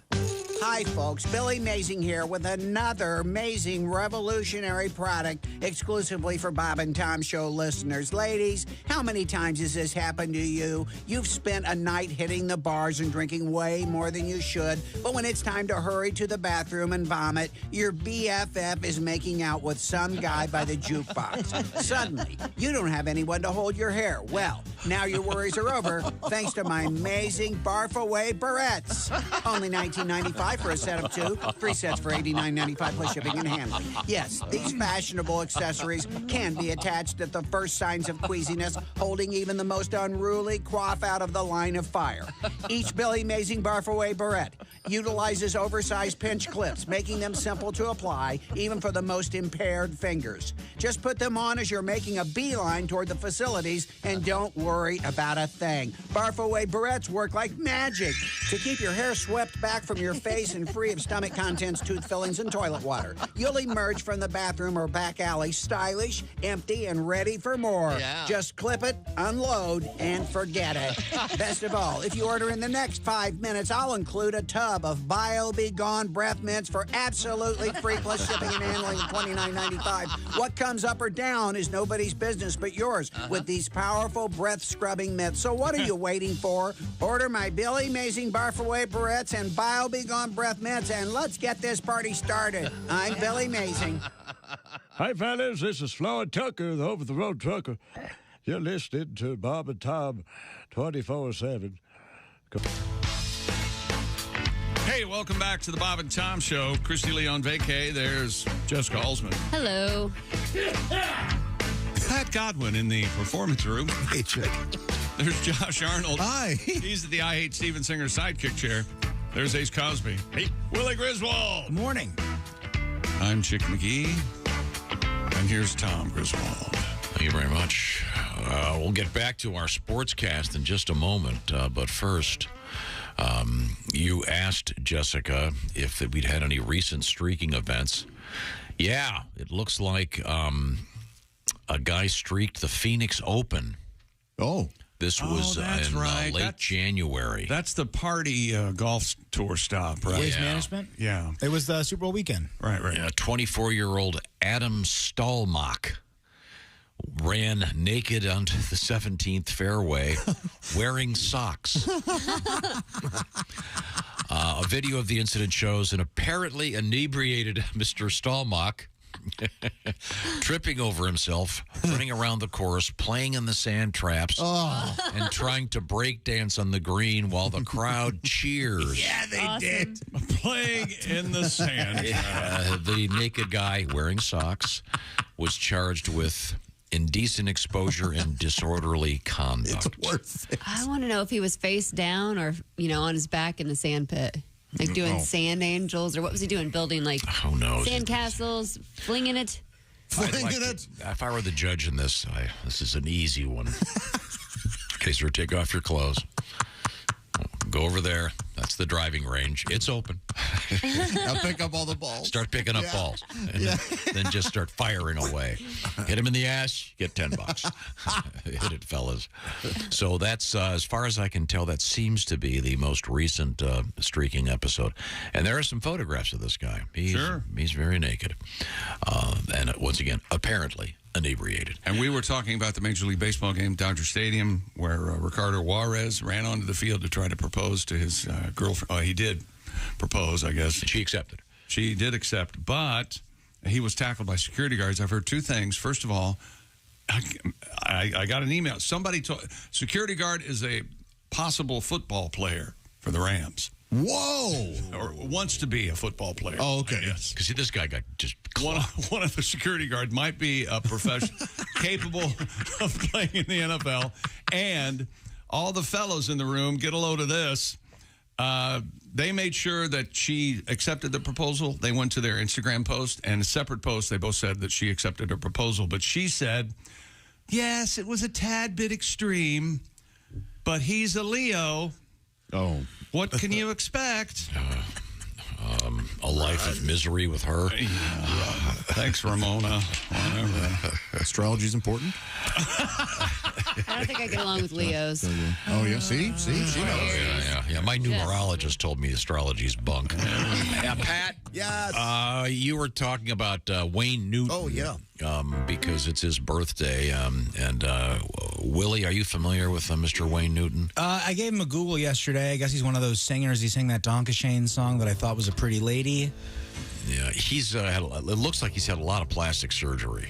A Vegas staple for decades. Got the jet black hair. Yeah. Anybody who's seen Wayne Newton in Vegas has heard this. Lock the doors. This is the audience I've waited for. That's what he said every night. It's a good line. Great line. Okay. Yeah. He looks like his face is kind of buffering. Like it looks like my computer just hasn't gotten to the full load yet because it's just so flat the way that it lies. There's no wrinkles. Unnaturally smooth. Yeah, it freaks you out. Okay, now you have a tribute. Well, I heard a girl sing Donkashane, and I tell you, I was blown away. I saw the song sung on TV, and it was a dude, yeah. He's a Vegas act, plays drums and sax, and dyes his hair a dreadful black, and work done on his face looks like a mutant. Wayne Newton. Is that Wayne Newton? That's Wayne Newton. Wayne Newton. Is that Wayne Newton? Yes. Oh, what a nice tribute. You got a lot of balls parodying Hallelujah, Godwin. That's a great song to begin with, huh? Love it. Love everything about A little bit of Leonard Cohen meets Vegas. Okay, thank you very much. It's back to the sports desk with Chick McGee. What's going on over there? Stupid world record. This is an attempt, but still worth mentioning. Residents of a town in Ireland will attempt the world record for most Dolly Partons gathered in one location. Wow. Fun. According to the Carrion newspaper, the people of Liz Towel, Listowel. Yeah, they have Liz towels and Lurs towels. They're Liz and Lurs towels. Liz and Lurs? Wasn't there a detergent called Lestoil? Lestoil was a disinfectant type deal, I think. Lestoil, yeah. Like less? Like a rust Toil, remember that? Really? Yeah. Oh, you toil less. Yeah, because you have I don't know if that's still around. Productive. That was when I was a little caustic boy. chemical. Some Don Draper came up with less toil. Don still out there. They'll wear full head-to-toe Dolly Parton costumes to break the record and raise money for local charities. Dolly Day will take place on June 24th. Dolly Day in the Frank Sheehy Park. Celebrate. The Dolly Day event is being organized by the same people who held Nun Day. Dolly Day. It didn't get a laugh the first 6 times. You can retire. I'm trying to Letterman this into Comedyville. Dolly Day event being organized by the same people who brought you Nun Day in 2012, which saw nearly 1,500 people dressed as nuns descend on Nun Day. Very good, Tom. Town Center. Welcome. Nun Day, Come on bloody in, the water's Nun fine. Day. Pat, you can go home. You know what you call a whole bunch of Dolly Partons? What? A bus. A bust of Partons. No. A bust. Oh, I think you said bust. I'm sorry. No, you just said bust. Bust, sorry. Bust of Partons. Wow. Well, that'd be interesting. Oh, this is in Ireland. Make them do a river dance. Oh, please. Bounce around. You like seeing him bouncing around? Seismic. I and her and she will always dress up like Dolly P in a blonde wig and a pair of dapper tees. He, him, and they for charity look like Dolly P. Thank you very much. I'll be here all week. Enjoy the field. Thank you. Very much appreciate it. But that's not our only world record. World record. We have a request for this world record. The one I'm going to do right now? Yeah, this is the one from Maine. Yeah. Yeah. Oh, yeah. Well, we got this. This was sent to us. Listen to this and you'll understand my confusion. Okay. This Volunteers in Maine cut a giant circle in the ice of a frozen lake to break a world record, here described as an obscure world record. The record for the biggest ice carousel, disc, was broken with an ice disc measuring 1,776 feet in diameter. Quite big. Now, Brandy's listening in Maine, she's a where this took place. There's a port. This is really cool. Think about this. This thing is several football fields, and it's a giant disc, and they get it to spin around. Yeah. Holy cats. Yeah, you just started, and it probably wouldn't stop. They cut away. They put like outboard motors and stuff on it. Okay. So it's you ever go to a play and the stage has that circular thing that like in Hamilton, sure, that spins around. Yeah, Lazy Susan type deal. Yeah. Yeah, but it's with ice. None of you think that's cool? Okay, sorry. No, sorry, we don't. Sorry, My Brandy. God, we don't. No. Sorry, Brandy. I thought it was really cool. It's not that we don't think it's cool. It's that you were talking about how cool it is the whole time and didn't even let Chick read the story. We have no trouble with Brandy. No, not at all. Or the record. Right. We have trouble with you. Okay, and how you're trying to sell it. Northern Maine Icebusters. If they're not a bowling team, I'm going to wonder why. Had to cut through ice nearly 30 inches thick to create a perfect circle measuring nearly 6 football fields across, or as my mother would say, across. The giant piece of ice, estimated at 146,000 tons, moved like a lazy Susan in the frozen lake after being cut and maneuvered with boat. People can ride on it? Sure. Yeah. They used boat engines, farm equipment, and a couple of wheeled vehicles, it says here. We didn't do jumping jacks and cartwheels, so he's out now. No, I think it's if you see the aerial shot of this, it's this perfect circle in this frozen lake. And God, it just looks so cold. It's like a really big protractor, right? Like to make a perfect circle that way. Oh, how did they even do that? How did they do that? Oh, you know what? Drones. That's how they do a lot of the cornfield art and stuff now, so I would imagine. It wasn't just like a stick in the ice and a long rope? No, that could have been it, too, yeah. That would have worked. Why not go rudimentary? So this may be the record-breaking ice hole. Bargain ice hole. Don't cut yourself short. Thank you, Brandy. Thank you for listening in the great state of Maine. And we love Maine. We appreciate it. I want to go back to Maine. I miss it. I've never been to Maine, but I kind of like the music. I have it. Hate that song. I'll get that. Hello, Bob and Tom Show. Hey, fellas. Floyd. Have enjoyed your main program. Oh, sure, yeah. I've kind of got a bone to pick with you, though, boy. I kicked a shot when I heard it had to pull off the road. You talking about the biggest Dolly Parton look-alike contest taking place. How about that? Well, I believe you forgot the one that occurred in the movie Urban Cowboy, you know. Oh, that's right, yeah. Yeah, of course, Corrine Davis, of course, Uncle Uncle Bob took her to Gillies one night. I don't know if you know much about Gillies, but it's basically 7 acres of concrete prairie, and they all dressed up like Dolly Parton and Aunt Corinne when she lost, you know. They decided to go uptown with Bud and his new gal Pam, and he said, pop them boobies and let's head uptown, you know.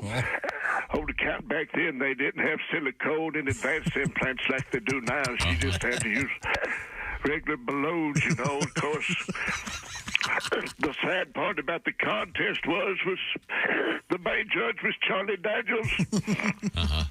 And he couldn't pick a winner on account he's been blind since he was a baby. No, Mr. Daniels was not blind. It's a tragic story. Just wearing sunglasses. Really something. Charlie Daniels, Urban Cowboy. Did you ever see that, Willie? No, I Googled it. It's John Travolta. Yeah.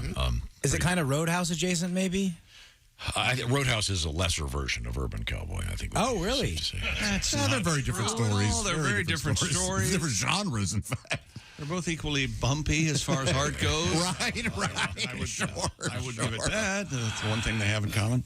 Yeah, okay. You know, I was certain that I was delivered here by aliens until I was like 11 or 12, and we were at Thanksgiving dinner, and my father said there was a Lazy Susan in the middle of the table with condiments and things on it, and my dad said, Lazy Susan. I thought we fired her. And I said, ha-ha, maybe I am in this family. Yes. Yeah, that is good. Good to know. Yeah. And then I think I got smacked. I'm not sure. Oh, boy. Is that sports? Yes, that's okay. Okay, thank you very much. This is what you farted for.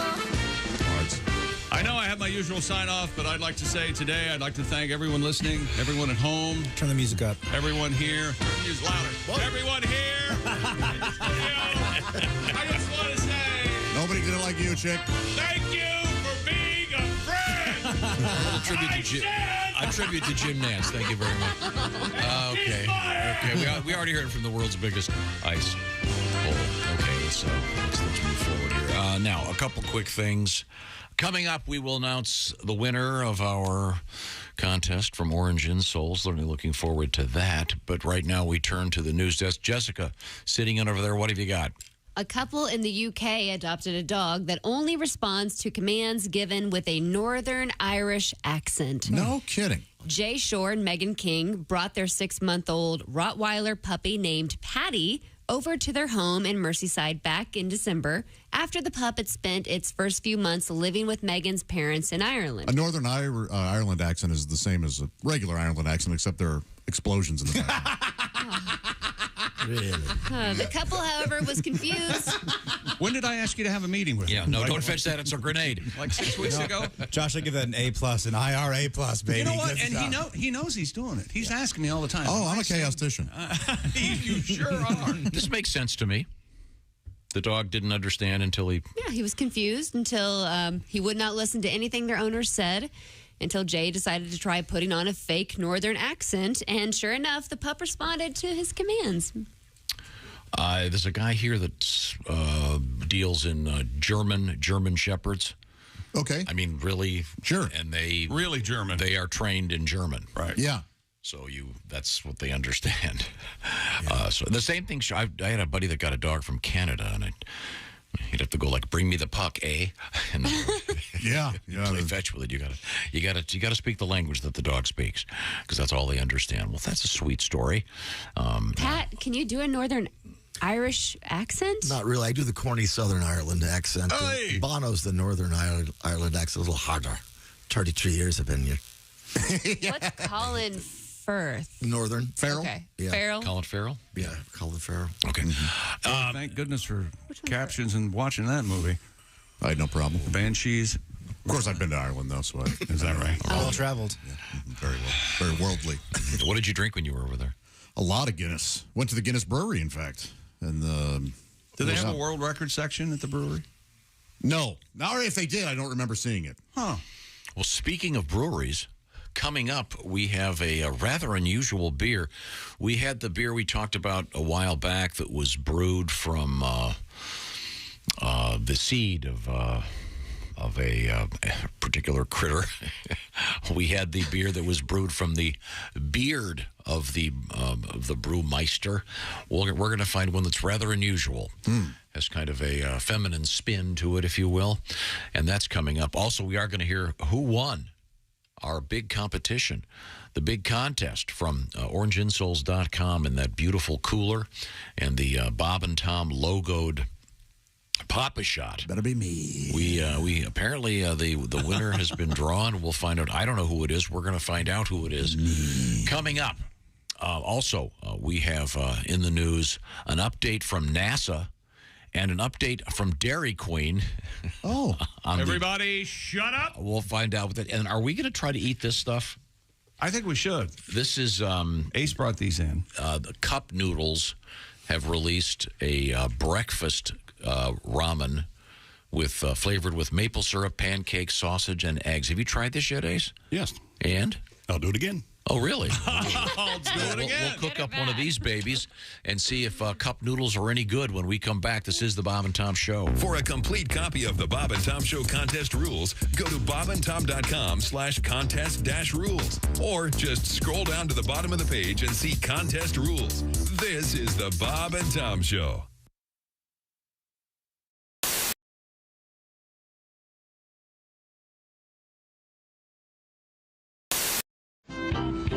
Live in the studio with your guitar. You said you wanted to play something solo? What do you have in mind? Well, I just did something solo.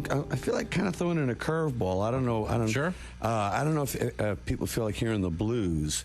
Sure. I wrote a pretty cool little blues song on this new record. It's called My Baby Don't Love Me Blues. I think I'm all set. You ready? Ready. Let it roll. I'll play along with you.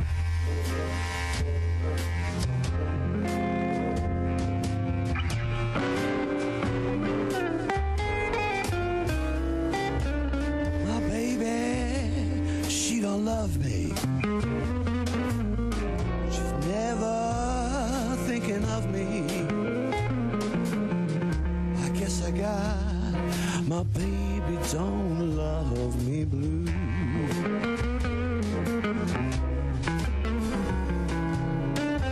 It's true what I'm thinking. She's on the town slinking all around. My baby don't love me blues.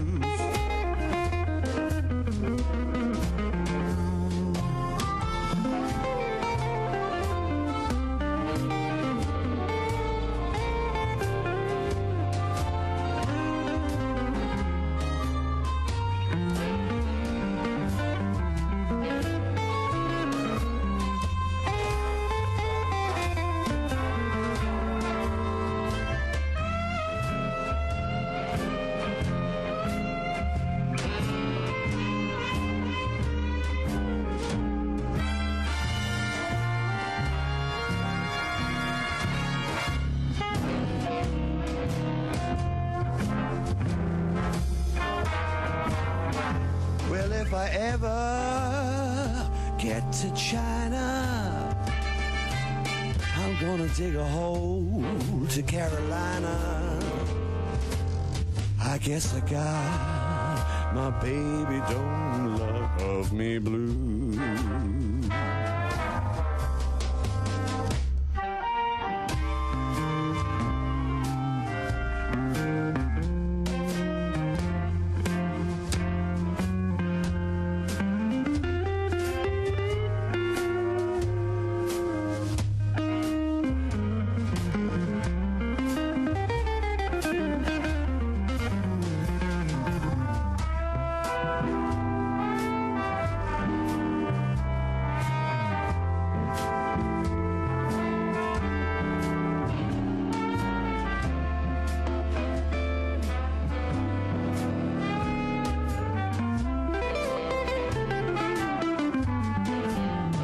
I never said I didn't need you. I only said I'd never leave you. I guess I got my baby don't love me blue. Now she ain't never coming home. and I must stand all alone.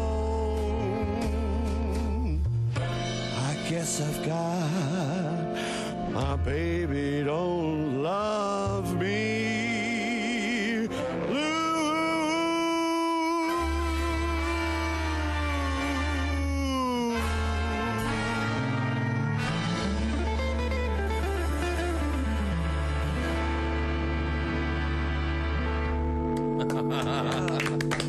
Awesome. Oh, yeah. Great vocal. Awesome. Nice job, man. That was fantastic. Brian Setzer live in the studio.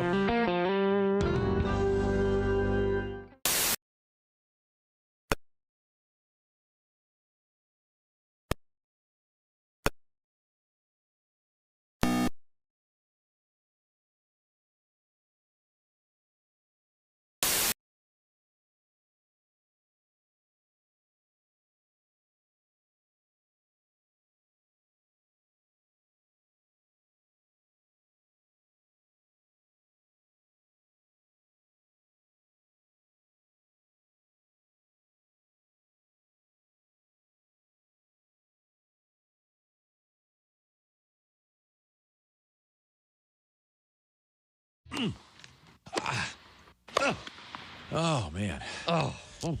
Hey, Bob, you okay?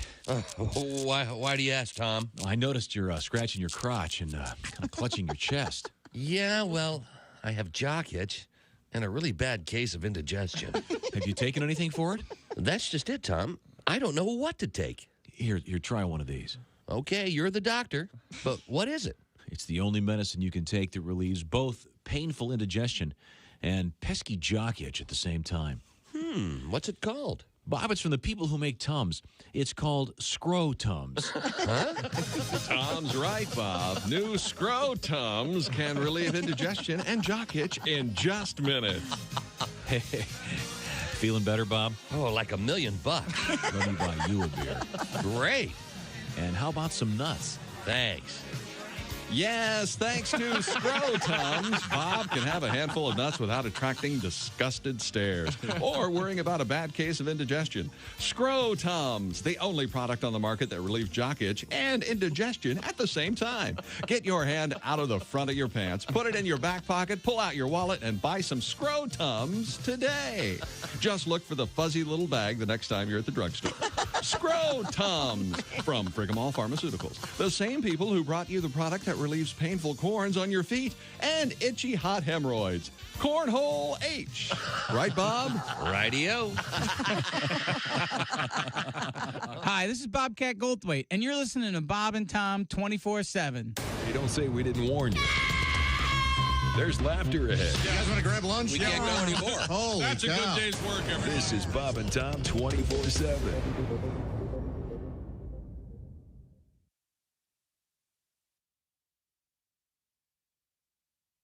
On Q95.com. Hey, welcome back to the Bob and Tom Show. Christy Lee on vacay in Arizona. There's Jessica Alsman at the news desk. Hello. There's Pat Godwin in the performance room. Hey, chick. There's Josh Arnold. Oceanfront property in Arizona. He's at the I Hate Steven Singer sidekick chair. Little George Strait for that ass? There's Ace Cosby. Hey. Pass. Hard no. Oh. There's Willie Griswold. Ace, did you have chicken tikka masala? Do I like it? Did you have it this morning? No. Oh, it smells. Oh, is that what you're cooking over there? It smells like something I cooked over her up. here. I've cooked it up, baby. You can smell the maple. Oh, yeah. I'm Chick McGee, and here's Tom Griswold. I got it ready, Tom. Well, you cooked up the... I cooked it up. I've got the dry over here. Oh, yeah. This is the cup noodles, all-new breakfast ramen noodles. Oh, it's With? maple syrup, pancake, sausage, and egg. How is it? Well, hang on. I'm taking my first bite.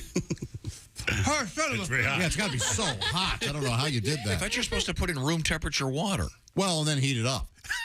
Oh. You went to Columbia University. Why did I correct him? I have Why? never... Why'd you? Yep, we should have just let him put in room temperature water. Why did he have to cook it? You thought it was like these noodles are very crunchy. You thought it was like a breakfast ramen ceviche? Those are so popular. A spoon wasn't the right utensil to use for the, but it's amazingly great. It really is. How long do you cook it? 4 minutes. 4 minutes. You put room temperature water in it. It's not much to look at when you start, but it's really nice. You got to remember you're eating ramen, but it's got a unique flavor to it. Is this from Noble Ramens? Again, it's a regional chain. What else are you talking about? There has to be a place called Noble Ramens. I hope so. Probably getting sued right now as we speak. Really good. It really does smell. It's really, really good. It smells like breakfast. Yeah. And ramen. Now, is there actual sausage in there? Yeah, there's a little bit. Well, dehydrated. They're calling it that. Well, I mean, a sausage is pretty kind of a wide berth. Yeah, you're right. By thing. definition, it's... Here's the thing. If you keep this sealed, you can use it until October of 2024. Okay? So. Oh, make no mistake. This is not food. and there's 1,020 milligrams of sodium in here. Oh, sure. I love ramen. Love it. My blood pressure's calling the CVS right now. So, but you're giving it a thumbs up. Oh yeah, absolutely, an enthusiastic thumbs up. Okay. Oh, well, I'll try it. I'll try it next break. I'm looking forward to trying it. Really, really good. Okay. It's not too hot. Oh, can you answer the phone? I was born on a pirate ship. Hello, Bob and Tom Show. Hey, Bob and Tom, it's Donnie Baker. Hey, Donnie. You guys feeding good. My idiot cousin Lonnie, he's been in county jail so much, he can make anything out of ramen noodles. Really? I swear to God, he probably could have made an ace of pizza crust out of it if he kept his streak going. He'd make pizza crust, make a casserole. Hell, he'd make the next best thing to Robert Redford out of ramen.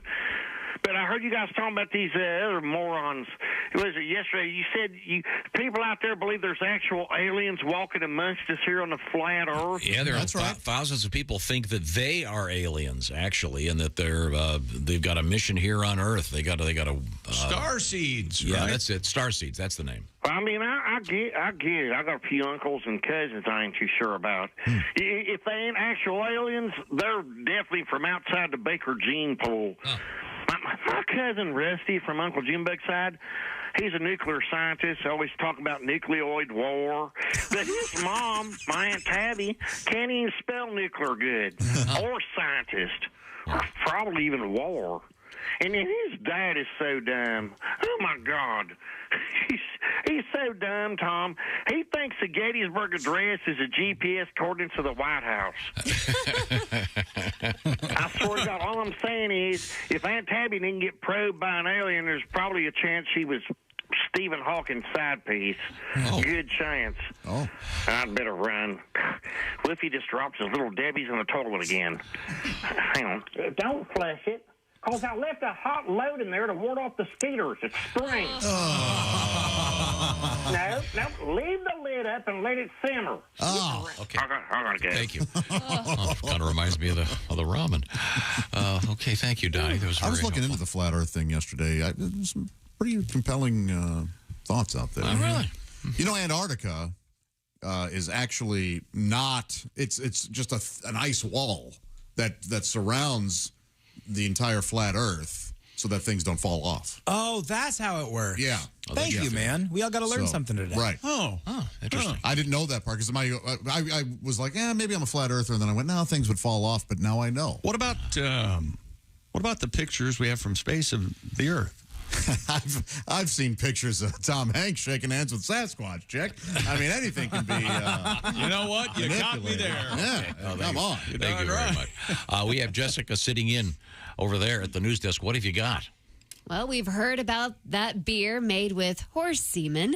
We've heard about the beer made from a brewer's beard hair. And now it's vagina beer. Vagina beer. Beer made from the, quote, vaginal lactic acid of hot underwear models. Hot! Thank God they're hot. Not the ugly ones. Yeah, no uggos. It affects the taste. How weird. The so-called vagina beer has allegedly been brewed in Warsaw, known as the Order of Yanni. Yanni is the Sanskrit word for female genitals. Does Yanni know that? Is there a singer named Yes. Yanni or something? Okay, sorry. Customers can now buy the beer and taste what the brewer calls the essence of good-looking models. Oh, where'd you get this beer? Sandra Bernhardt? Oh. She doesn't want me drinking this beer. I've had this thrown out. I was drinking a White Claw last Thanksgiving. My uncle called it a vagina beer. He doesn't like that stuff. Yeah. Quit drinking that vagina beer, Willie. It's mango. Wow. Well, I know I've encountered a cold one. There's a natural yeast element there, right? That's certainly a beer. What qualifies as a hot underwear model? You don't worry about it. Leave that to us. Okay, well, that reminds me of another beer. A beer made famous on this show. Oh, no. Oh, God. It's not Slits. No, it's Schlitz, you mean. Schlitz. I mean, it's... Now, Schlitz is a whole nother... Hey, that could have been the name of this beer. Yeah. It's Wheelsie. Or Bush. Hey, beer drinkers. Do you find that your beer not only fills you up, it binds you up? You need a beer that will help you loosen up. Introducing the beer that not only tastes great, it packs a mega high-fiber wallop. It's the first beer that's also a laxative. We call it Shats. Oh, God. That's it. S-H-A-T apostrophe S. Shats. All the cats tip their hats to the man who's drinking Shats. The man who needs some fiber in his brew. Shats beer. When all is said and done, we're not yet number one, but Shats is always number two. Hi, I'm Phil Throne from the Schatz Brewing Company. Pour yourself a Schatz and see why it's making a splash all over the country. Schatz, the laxative beer. Schatz is brewed with the highest quality hops and barley. Then we add our secret ingredient, whole kernel corn. Not too much, just a pinch. Every Schatz beer is fortified with 12 essential vitamins, so you're always guaranteed a good, healthy Schatz. Schatz is available in the 6-ounce little squirt or the 64-ounce big lager. And every Schatz is tapered at one end, so your can won't slam shut. We here at Schatz are saddened by the recent passing of Adolf Schatt, founder of the Schatt Family Brewery, better known as the Old Brick Schatt House. In fact, Adolf loved his beer so much, his last wish was to be interred in a giant vat of Schatz. So come on, when it's time to take a load off, crack open a Schatz. You will say, hooray, cause relief is on its way. No more irregularity for you. Schatz beer. Give a Schatz a pop, and soon you'll hear a plop. Schatz is nature's perfect brew. Schatz. Don't just take any beer. Take a Schatz. And for you teetotalers, try our new high-fiber non-alcoholic beer. We call it O-Stools. O-Stools. Sample one today. And don't forget Schatz Light, Schatz Dark. And for those with diverticulitis, proctitis, and polyposis, doctors direct them to try new Schatz Red. Schatz Beer, a division of Frigamel Industries, Flushing, New York. That is disgusting. That's hilarious. In honor of, what is it called? The Order of Yoda or something? The Order of Yanni. The so-called vagina beer. Wow. Once a month, it's called Red Stripe, by the way. Once again, allegedly, what does it say? What did you say? It's from hot underwear models? Vaginal lactic acid of hot underwear models. That is vaginal lactic acid. Yeah, squeezed right in there. That's your VLA. What a scam. They can make beer apparently out of anything. Well, when we come back, we have more beer in the news. Dairy Queen news. Now we're talking. And NASA has made a big announcement. We'll find out about all that stuff coming up. This is the Bob and Tom Show. Thanks for listening to the Bob and Tom Show this morning. The show is also out there for you on our YouTube channel. Watch and subscribe.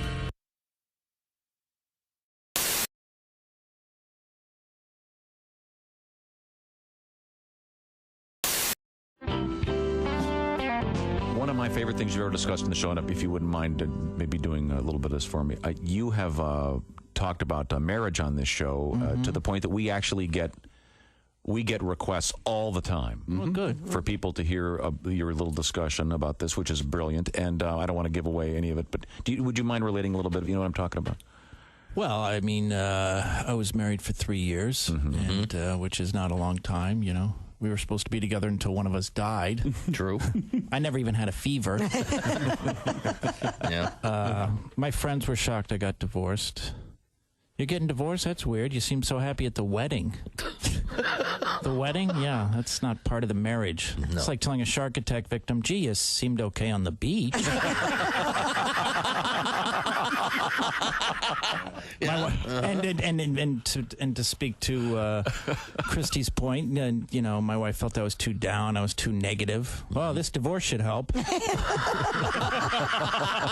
Yeah, there you go. She said I had changed. You know, you didn't used to be like this. If I'd known going to be like this, I never would have gone to bed with you. Hey, guess why I didn't tell you? Yeah, okay. And of course, you know, marriage is hard. We all know it. The proof here in the room, the success and. Einstein. Gotcha. Marriage is so hard. Einstein got divorced. Albert Einstein's unbelievable. Yes. Yeah, Albert Einstein, arguably the most intelligent man who ever lived, got divorced. They should tell you that before you get married. It shouldn't be, do you love her? Do you want to spend the rest of your life with her? It should be, do you think you're smarter than Einstein? And there you have it. Yeah. Nick Griffin, ladies and gentlemen.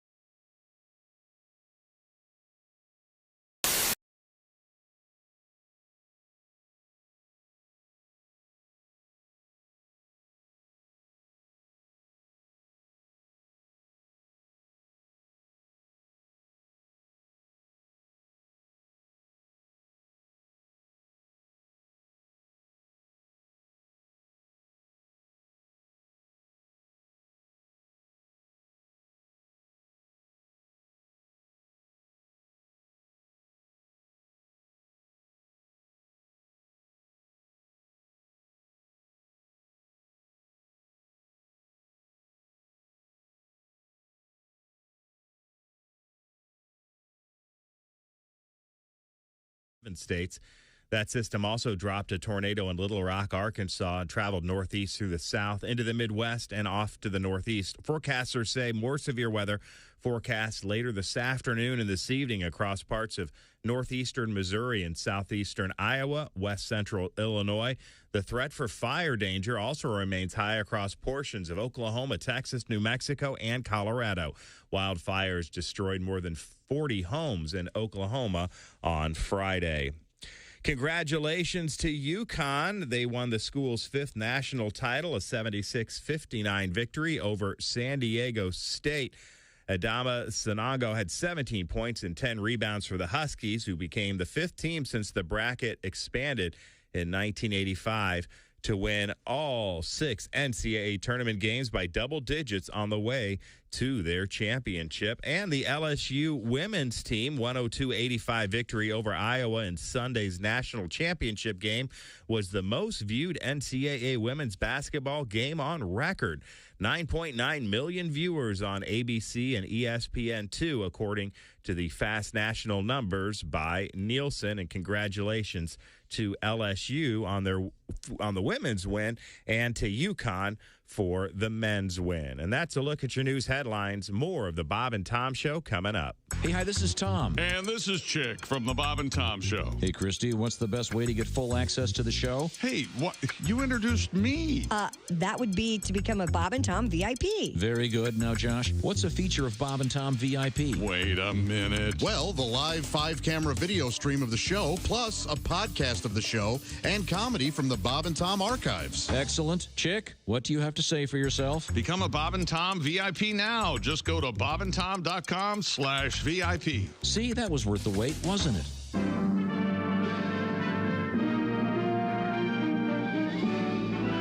Spanning the globe to bring you the constant variety of Loads of curvy cleavage on display. the thrill of victory and agony of defeat. Don't touch those. Sorry. The human drama of Loads of curvy cleavage on display.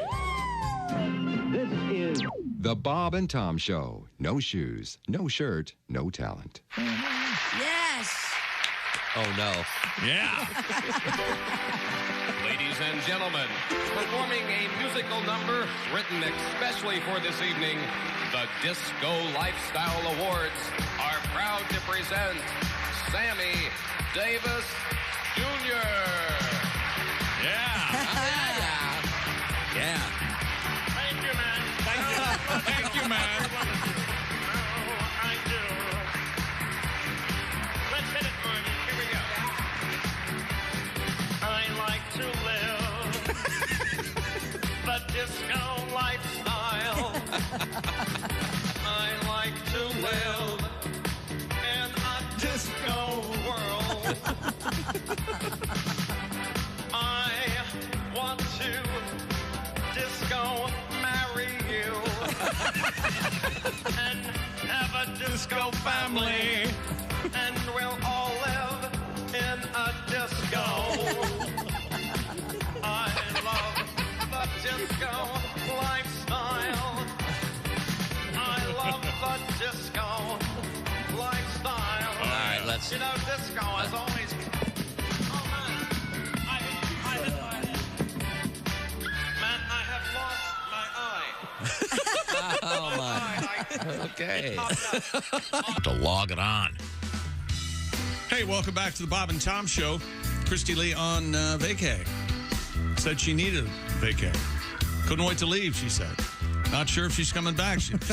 Jessica Alsman at the news desk today. Hello. There's Pat Godwin. Hey, Chick. Hey, man. There's Josh Arnold.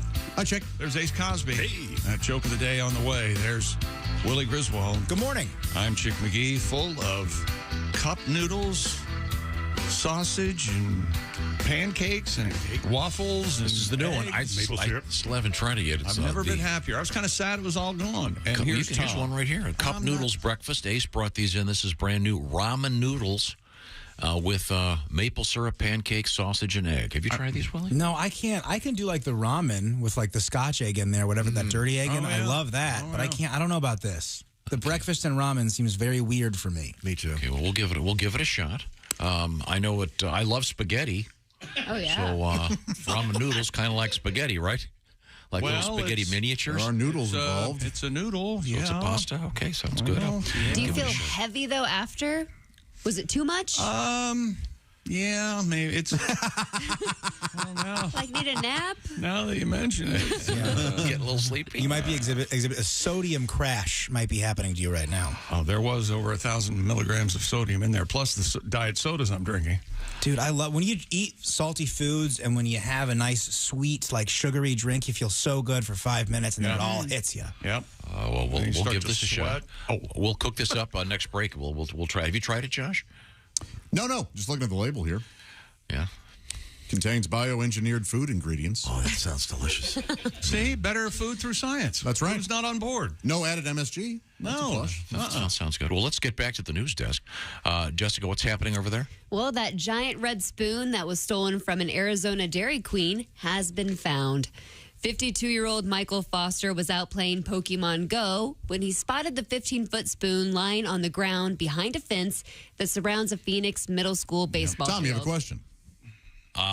Willie, help me with Pokemon Go again. What is it? So it's like a map app for your phone, so you can see like your neighborhood or whatever. You walk around, and every quarter mile or so, maybe there'll be a little Pokemon you can catch, and it's augmented reality. So you hold your phone up, and then it shows the real world in front of you and a little Pokemon, and you swipe your finger and try to catch a Pokemon. Is this guy the last Pokemon goer? Oh, there's still people out there playing. Really? Did you 52?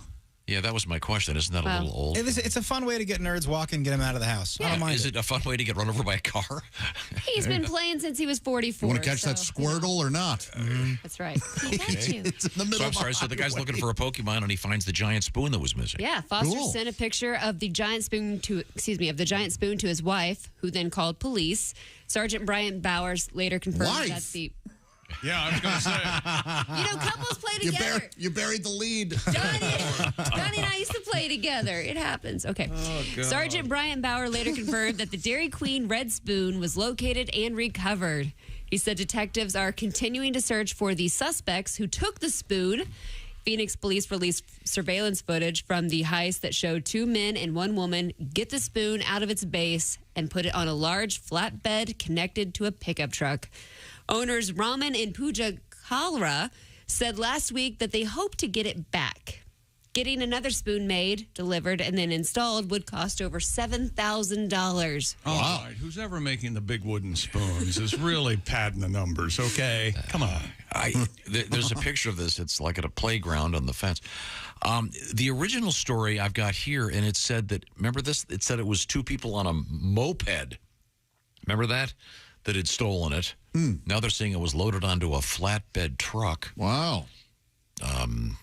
Maybe mopeds were the lookouts. Yeah, I don't know. Maybe they just had I thought they had it. Well, who knows? You know who they should interrogate first? The guy with the giant empty bowl of soup. I think he would be a good place to start. What do you think, Chick? I don't know. But if it's Dairy Queen, justice will be served upside down. That's right. Wow. I hope they give this guy blizzards for life or something as a reward. Because he could have just called his wife and said, "Hey, baby, I found something new for our mantelpiece." Yeah. We're going to have a 12-foot spoon up there. If you're a couple playing Pokemon Go in your 50s, I'm sure you got some weird wall decor. 100% you got some weird stuff hung up. But you're honest people, so if you know that spoon is missing, you want to help. Did you play Pokemon Go at all? I played for like a day. My brother, Sam, he plays. It's just people get outside. They go for walks. It's kind of fun. Not for me, though. All right. And then what is the reward if you catch a Squirgle, whatever you call it? You got to catch them all, Tom. And then you got to battle people. The slogan, remember that? You catch them all. Got to catch them all, the cards and stuff. Do you win prizes or money or? Bragging rights. You get to own, like if you do a battle at like a little station, you could then be like the top, I don't know, critter or whatever at the top Pokemon. You own it, I guess. The answer's no, Tom. Yeah, okay. There's clearly no reward. Nothing based in adult reality, Tom. Sorry. Sam, wake up. Okay. You can't go to somebody and go, I forgot to pay my taxes, but I've got all the Pokemon cards. You put that on your profile in the dating service. That'll help. Okay, I'm sorry. Back to you, Jessica. Alrighty. NASA has revealed the 4 astronauts that will crew the first lunar mission in 50 years. Going back to the moon? Comprising of 3 Americans and 1 Canadian. I doubt much has changed. The crew features the first woman and the first African American assigned to a lunar mission. The astronauts hope to be the first to fly NASA's Orion capsule in late 2024. They will not land or even go into lunar orbit, but rather fly around the moon and head straight back to Earth. Oh. The mission precedes a lunar landing by 2 others a year later. Roger, Houston. Moon's still there. Yeah. That's right where we said it was. This is great science. Yeah, still round. I'm just a little bit upset about the diversity. I mean, really, a Canadian? Come on. I can't. Hell in a handbasket, Tom. I can't agree with you more. It's the end of time. I'll get fired up about that one. Take the A out of NASA. That's what I say. Are we going to go down to the surface then? Yeah. Okay. So it becomes NSA. Isn't that already something? The NSA is something. Okay. Got to get a tool first. This is super cool, though. Yeah. I didn't realize. I thought they were going to do a couple spins around. Something. And Didn't they set the first one up unmanned? Wasn't that the one they sent up with the dummy on board? Last year? I went on that flight, and I told you that in confidence. You call me a dummy.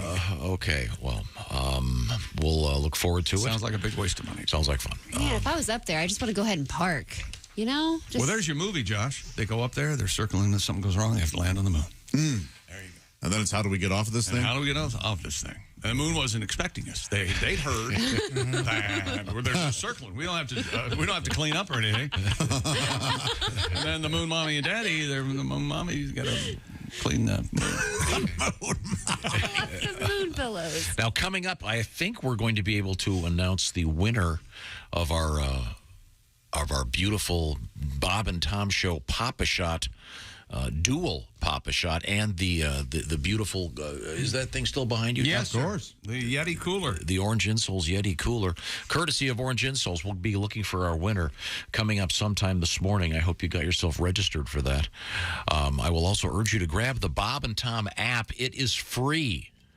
And it would be a lot of fun to have because you can listen to the show whenever you want. Now, Josh, am I correct in saying your mom is a collector because you're sitting right at the IHateStevensinger.com No, site, his chair. mom buys everything because she's rich. Mm-hmm. Oh, no. She's married to a man named Rich. Oh. They're not actually rich. I mean, Rich is money man. A good but she does love the gold-dipped roses, yes. That's right. Steven Singer's got a new one. It's the neon one. This is the Mom, I Love You, You're the Best Mom Ever rose. It's a real rose dipped in 24-karat gold from Steven Singer at IHateStevensinger.com. Steven Singer Jewelers also has, of course, lots of bracelets, necklaces, earrings, etc., etc., and, of course, the lifetime guarantee on everything. Now, as for the roses, they start at $59. They ship for free. Order before 2 o'clock Eastern Time, and it's going to go out that day. Now, this comes with a personalized Mother's Day card from you, plus a full lifetime guarantee and everything from Steven Singer. Check it out by going to IHateStevensinger.com. Mother's Day just around the corner. Think about all those moms in your life. Your sister's probably a mom. She's a mom. She's a mom. She's a mom. You can take care of all of them by going online to IHateStevensinger.com. Tell them the Bob and Tom Show sent you. It's the brand new neon green 24-karat gold dipped rose. Some dads are moms. It's a wild world out there. I guess that's true too. Yeah. We can open it up to anybody you want. Yeah. Whoa, let's not get crazy. Even Canadian moms. How about that? They're the best. We'll extend our little Canadian tribute. Now, coming up, we have a lot of unusual things happening in the world, of course, including something from Paris, France, which gives us an excuse for a very special. Isn't that where trip the to naked Paris. ladies dance? Oh, they make the ladies dance with no underpants? No, yeah. Okay, well, we'll find Something out like about that. And we've got a train derailment that isn't really awful. Really? Yeah, they're usually really awful. Yeah, sure. This one has kind of a fun element. Just spilled Gatorade for everybody. They had a nice time. Most of It them was just Super Balls. most of them really unpleasant. Yeah. Polluted groundwater, that sort of thing. Yeah. This one, kind of fun. All right. Okay, when we come back, this is the Bob and Tom Show.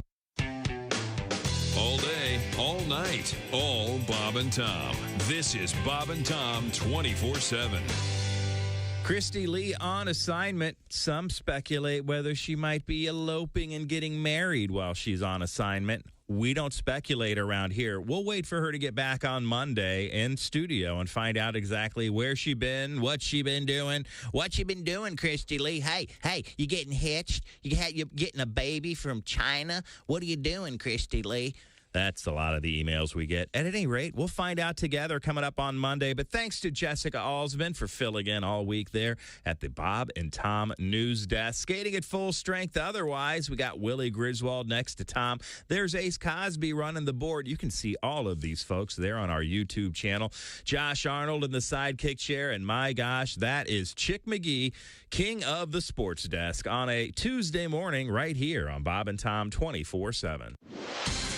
I'm Chick McGee with your Bob and Tom Sports Update. Adama Sanogo led the way for Connecticut, claimed its 5th NCAA championship. He's from Mali, named the most outstanding player of the Final Four after last night's 76-59 win against San Diego State in Houston. Sanogo had 17 points, 10 rebounds for the Huskies. It marked his 4th double-double in 6 tournament games. Sanogo had been the constant for the team all season, its leading scorer and rebounder. He also thrived while managing a strict fast from dawn until sunset to observe Ramadan. Major League Baseball yesterday, interleague action. Giants beat the White Sox 12-3. Minnesota over Miami 11-1. Tampa Bay beat the Nationals 6-2. Yankees beat the Phillies 8-1. And Pittsburgh over Boston 7-6. In the American League, your winners, Kansas City, Baltimore, Detroit, the Angels, and Cleveland. And in the National League, Milwaukee, Cincinnati, Atlanta, San Diego, and the Dodgers all win. And in the NHL last night, Dallas and Seattle win in regulation, and Vegas beat Minnesota in a shootout. I'm Chick McGee, and that's your Bob and Tom Sports Update. Things you hear on the Bob and Tom Show. Boy, this week in Fort Mitchell, Kentucky sure has a lot of dummies in town. It's the annual ventriloquist convention. Morning, Bob and Tom Show. Hey, I'm sorry? What did you say? From the ventriloquism convention? Yeah. And I'm not moving on this. I can tell. We can tell. I can tell your lips are pretty still there. Jerry, what's the name of your partner? Timmy. Timmy? It's Julie. Can Timmy? Can Timmy speak into the phone? Hand him the phone.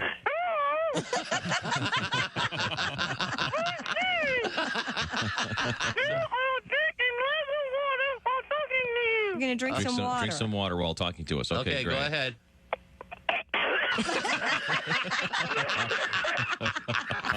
I'll just call you back.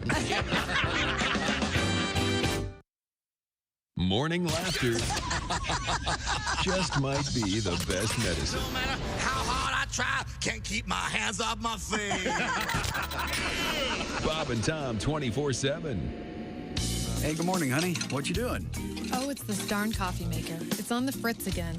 You know I can't start my day without a cup of coffee. Hey, don't worry. I've got just what you need. Really? What is it? It's the new coffee-flavored bubble gum from the Blowzuka Gum Company, and it's loaded with caffeine. Here, try a piece. This is great. And it tastes like coffee. What's it called? It's called Blow Java. Blow Java. There's so much flavor. It's like an explosion in my mouth. You bet. There's nothing like a Blow Java first thing in the morning. It's the coffee-flavored gum. Blow Java. Blow Java. Open wide, stick out your tongue. Blow Java. Blow Java. You can chew, but please don't bite. And if you swallow, it's all right. Blow Java. Blow Java, the coffee-flavored bubblegum. Also available in mocha, cappuccino, and our most popular flavor, Latte. Honey, I just love Blow Java. I can tell. Look at the size of that wad in your mouth. Hey, look, I'm blowing a bubble. Look, I've got gum all over my face. Wait, let me take a picture. There's caffeine in every bite. Blow Java. Blow Java. Chew a wad, but not in haste. Sorry about that salty taste. Bob and Tom 24/7. Our guest is comedian Mike Zaconian. Mike is touring comedian, but you do have a family. You were telling us you take care of your daughter a lot. Yeah. She's 4 years old now? She's 4 years old. I take care of her in the daytime pretty much. As you know, I work evenings, Sure. and therefore I'm the Mr. Mom guy. And I'm pretty good at it, except for laundry. I've noticed I still have the bachelor tendency with laundry. Does that throw everything in at once? No, when you're out of clothes, you do laundry. Okay. Yeah. Right, which is fine when you're single. But now that I have the kid, I'm down in the laundry room. I'm in my bathrobe. She's in her Halloween costume.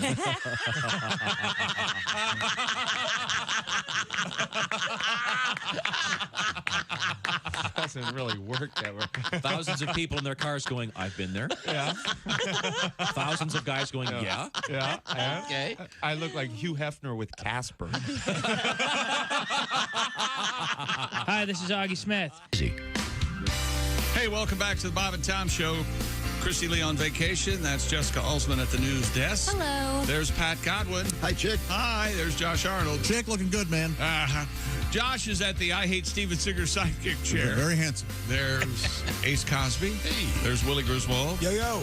I'm Chick McGee, and here's Tom Griswold. Thank you very much. When I look up and I see the handsome face of Ace Cosby. Isn't he a good-looking man? Oh, I can only think of one thing, ladies and gentlemen. Sexy man with a teeth. Ace Cosby, here he is with his joke of the day. Jumped up already, huh? Hey, Chick. Yes. Yes, Ace. I just invented the world's first thought-controlled air freshener. The world's first thought-controlled air freshener? Yeah, it makes sense when you think of it. Oh, it does make sense when you think of it. Say sense. Still.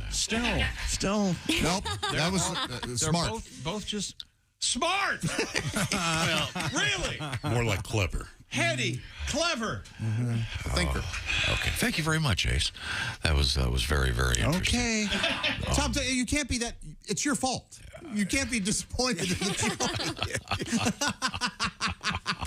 I I've actually sat with him in the room, Tom, and we were having a problem with, it doesn't matter. And I said, in a joking way, I wonder who we could get to change this situation. He goes, yeah, I don't know who we should talk to. It's you, you knucklehead! He was equally puzzled. Well, I think we can top it then. If you want something okay. entertaining. And, all right. Who's that sexy man with a deep voice? Chick Monkey, here he is with his fart of the day. Oh. That was Chick Monkey's fart of the day. That little bubble after. Wow. You know, that's why this is art, Ace. You hear a different part of that part every time you listen. A more pregnant pause this time, and I think the world enjoyed it. Absolutely. Thank you. I'm sorry. Let's. Is your ramen noodles ready to go? It's in the microwave. I think it's done. I can go grab it for you. If you want to try it, Tom. Go ahead. Yeah, grab it. Yeah. No, explain again. I don't have the can over here. Oh, yeah. Don't make my mistake and go spoon first. That's a bad idea. So it is cup noodles, breakfast, ramen noodles and sauce, flavored as maple syrup pancakes, sausage, and egg. How about that? And there's actual bits of egg and sausage in there. Okay, and this does not have to be refrigerated. No. And it will last until late next year. When I see this, I would think, look at this creative art director. SNL must be doing a sketch about foods that don't taste good, and they made this. It looks like a joke box. Yeah, it really does look like a joke box. But you said it was good. And I can't endorse it more. I loved it. I'm glad it's good. It hit the spot. And this is from the company called Cup Noodles? Cup Noodles, not Cup of Noodles. Cup Noodles is great because it's always reliable. You know what you're getting. It's reliable. Is Cup of Soup still Cup O Soup, or is it Cup Soup? I don't know. Was this at one point a cup? Yeah, I've never had any of this stuff. This is all new to me, of course. Really? Yeah, I've never been. Look at this. Here you go. Okay. Well, you got yourself some fresh. Oh, see, it looks just like spaghetti. Well, not really. It's just look at this. In there. No. You're not going to try? Willie. Well, I don't think Willie likes the aroma. I'm gonna puke right now. You said it smelled like Indian food. Opinions vary. Get it away from me then. Is it awful? Jessica, take that away from me. I want to see him vomit. I want to see him vomit go right. All right, Tom is blowing on it to cool it down. Extremely hot. Yeah, it's served very, very hot. There was no broth in mine, so I had to look it in the face. I couldn't visually raw dog that thing. No, that's the best way to eat is no broth. Yeah, that Tom? It's great. Yes. Yes, it's great. Yes. It tastes like kind of like beef lo mein with maple syrup on it. It's really, really not bad. It's not bad. Nice and salty the way I like all my food. Are you regretting it now, Willie? Now the rubber meets the road. Josh Arnold's tasting it. It tastes so good. Yeah. Does it really? Yeah, bravo cup noodles. This is delicious. Let me tell you something. I could eat that every day for a month. It's and nothing else. You really get that the sweetness of the maple syrup, sweet, salty aftertaste, and the salt. It's got everything. It's got everything. Yeah, it's sweet. Jake, if you play this right, you can make my dad buy you 30 of these, and maybe the extra 2 stents you're going to need after this thing goes wild. Why not? A little heavy in the old sodium, is it? That's all right. One serving of this, rather, has 1 cup of this has 44% of the daily sodium. That's right. Recommendations. The building blocks of protein. You don't like it, Willie? Oh yeah. You haven't tried it. I got a weird whiff. I'll have a bite of. Yeah, it made me puke initially. Oh yeah, and it's got egg and sausage orts. If you will. Well, while we were talking, Josh is still eating, and it's essentially like Chinese spaghetti. He's just trying to finish it. When you call it lo mein Chinese spaghetti to make your 5-year-old daughter eat it, it makes sense. But when you say it like that, it sounds... No, but spaghetti's Chinese. I know you want to make things... Oh, it is? Yeah, spaghetti was invented in China. Clearer, but you don't have to... You can say it's like ramen noodles because it's ramen noodles. I've never had ramen noodles. And isn't ramen Japanese? Mm-hmm. Japanese, rather, not Japanese. What the hell? That's a whole other can of worms. Yeah, now we're going to have to apologize. We don't need any trouble from the Japanese. I'm sorry. Or the kamikaze pilots. Okay, sorry. First you'll have your kamikazes, and then you'll have your... Okay, where were we? Let's see, a couple things. Pat Godwin, I'm going to look way ahead here. Pat, you're taking a little breather from the road, but Wednesday, July 12th through July 16th, a Sunday, you're going to be at McCurdy's. Oh, yeah. In Sarasota, Florida. That's a fun week. Oh, they have a cocktail bar there, Snaggletooth's. Have you been there? And never mind. I just did that for Tom, and he chuckled a little. So. Do you get it?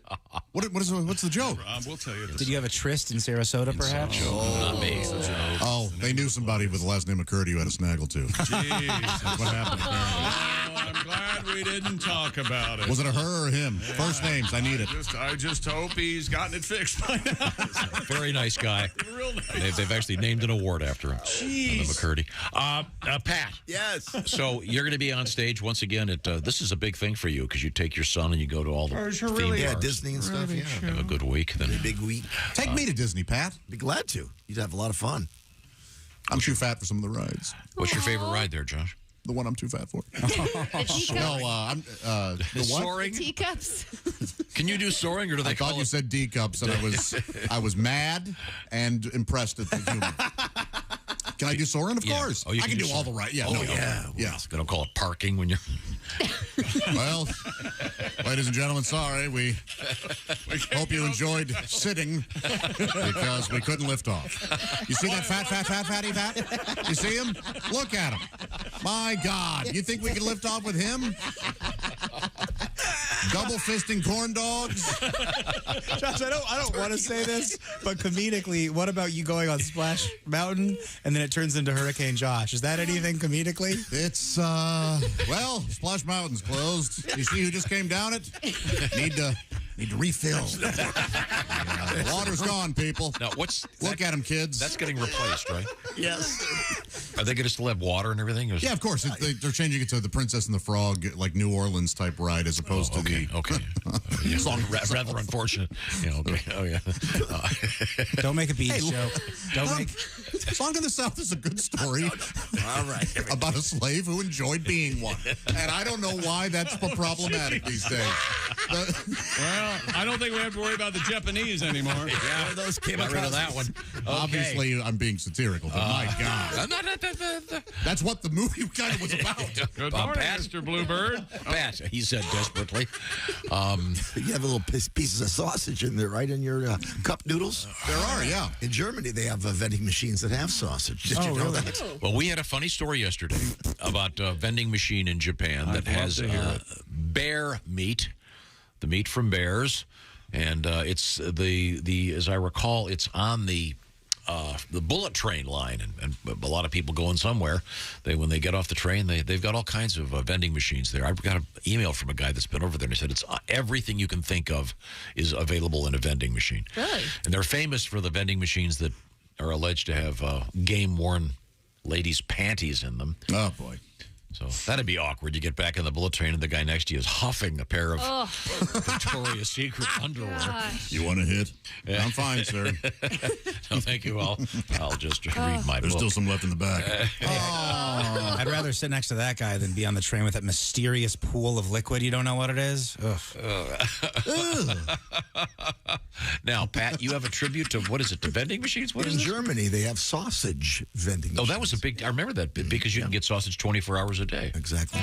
Once upon a time, you'd make the sausage and it used to take a day or two.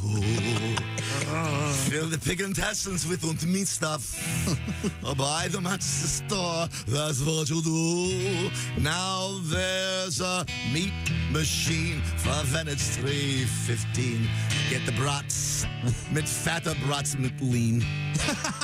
No more chips and junk. You want meat when you're drunk. So now there's a sausage vending machine.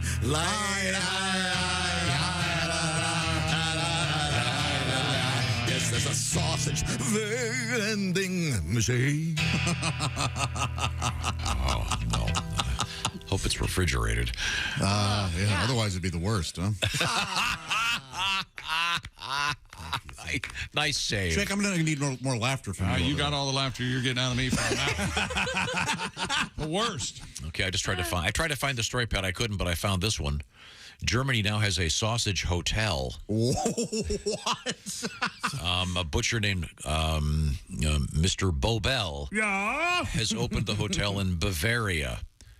He said, I wanted to get a bit of a holiday feeling in my house and make the Bratwurst attractive for the whole world. It's Bobel's Bratwurst Bed and Breakfast, featuring sausage art on the walls, sausage-shaped pillows, and sausage-shaped soap with a bratwurst hanging from the ceiling. Sausage-shaped soap, huh? Since I quit my diet, my body's gone to hell. Hey! I'm hanging out in Germany, the sausage hotel. I get so hungry, baby. I get so hungry. It's a sausage party every night. All right. You can, to find it, you have to go to LinkedIn. Ah, I see, yeah. Another sausage pun. They call it the kielkasa. Kielbasa? Very, very nice. Guys, catch up with me. I thought it was chorizo, so I wasn't all the way in. Chorizo. Okay, now, not even German. Casa. I was going that route. Yeah, you're right. It's my fault. I still can't find the sausage vending machine. Now I got another one, though, Pat. This is sad. What is Well, don't bring it up if it's sad. This comes to us from a German prison. Yeah? Where there was a Wiener Schnitzel heist. Wow. Four men have been charged with stealing 101 pounds of pork from the kitchen at a maximum security prison. I would think that wouldn't be the kind of meat I'd be worried about if I were in a German prison. You will bend over. Hey, look, Franz, keep that to yourself. Let's go back to the news desk. Jessica, what's happening over there? A derailed freight train spilled hundreds of cases of beer in Montana. The Plains Paradise Rural Fire District said the train derailed near a river in Paradise. The 25 rail cars that spilled into the river were either empty or carrying Coors Light and Blue Moon beer. Oh. The department said no injuries were reported and that there was no current threat to public safety. So, Okay. Oh, see, this is a fun derailment. Well, I mean, yes. if you've got beer seeping into your groundwater, It's wasted, though. Is the beer but okay? Yeah, but it's better than some toxic thing. Sure, of course. That hurt. Of course. I mean, we've been living through some pretty serious train derailments. This is kind of a happy one. Yeah. Right? A little bit of beer. Happy accident. Everybody's okay. Yeah, the animals love it. They're going to get a drink at the river, and then they have a party. Yeah, I love you, dear. Yeah, you say that. Don't they, animals get drunk on the berries when they ferment? Fermented, and, You ever seen a drunk squirrel? Hilarious. Get loaded and Yeah, stuff. was it the moose? They eat the berries and get a little tipsy. You know how big moose are, right? Yeah, they're huge. They're bigger than anything you've ever seen in your life. Well, because you don't expect them to be that big. Yeah. Hey, should I text my ex-girlfriend? Moose. You don't want to do that. I don't know. I love her. Give me my keys. Give me my keys. I'm going over there. No, you can't drive. Coming up, we're going to feature the first baseball game with Dan St. Paul. And What, do you have to poop? Of the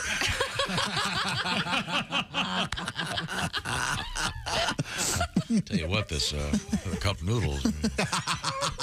This is have you tried it yet, Willie? I have not tried it. I'm on a new medication, and if I don't eat in the morning, I get a little pukey. So I'll eat something else, then I'll get into that. How about that? There you go. Sure. I mean, this is really good. I'd be happy to do commercials for this product. It's very, very nice. We'll do one now. The camera's on you. Go. Hey, hi. Perfect. Okay. Tom here. Yep. Cup noodles. Delicious. Speaking of delicious, Hello Fresh. They're not going to give you something you have to add water to and put it in the micro. No. HelloFresh is all about fresh ingredients and about having great food, restaurant quality food that you put together. But they have done all the hard stuff. They've done the shopping. They've done the measuring. HelloFresh delivers everything you need to savor this beautiful spring season with some great new recipes. And right now, a 50% savings and free shipping on your first box. I'll give you the details on that in just a second. HelloFresh is now they got something they're calling them the quick and easy meals. Kind of describes what's going on with new fast and fresh options ready in 15 minutes or less. HelloFresh, have your taste buds been calling you? They're asking and going, hey, Could we maybe stop going to the same restaurants and having the same dinner? Let's get something really cool and interesting. That's where HelloFresh comes in. Have some fun. You put it together. They've done the measuring, etc. Willie, what have you been working on over there? Check out the pork sausage and shingled potatoes with broccoli and balsamic glaze. This is all done in one pan. HelloFresh sends you 6 ingredients. You put those together in 4 easy steps. I like to take the sausage outside, do it on the grill in the summertime. In just over a half hour, you have this delicious meal that you made at home with help from HelloFresh. Quality ingredients, of course, and a huge variety, more than 40 recipes every week to choose from vegan over that way to good old-fashioned comfort food over that way. Sign up today, get 50% off, plus your first box ships for free if you use this code, BTShow50. That's BTShow50 in honor of the 50% off. HelloFresh.com/BTShow50. That's HelloFresh.com/BTShow50. Coming up, legendary first baseball game with comedian Dan St. Paul. This is the Bob and Tom Show. Got something to say? Send us an email, bobandtom@bobandtom.com. This is the Bob and Tom Show.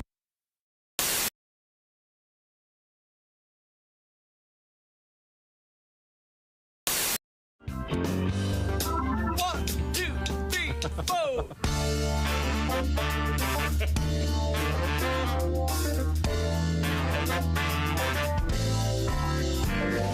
I couldn't help but see OC double D. My favorite part of you is just for me, oh my. Ooh, you know I never play.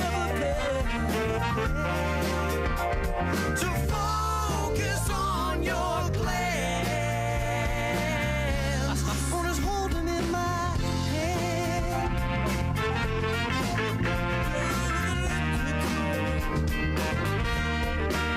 Don't be afraid to let 'em show.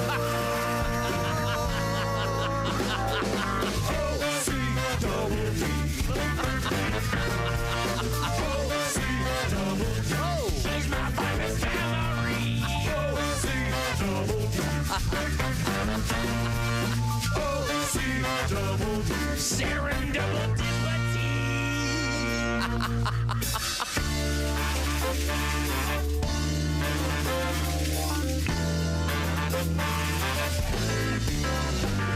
She's got the Amazon swing,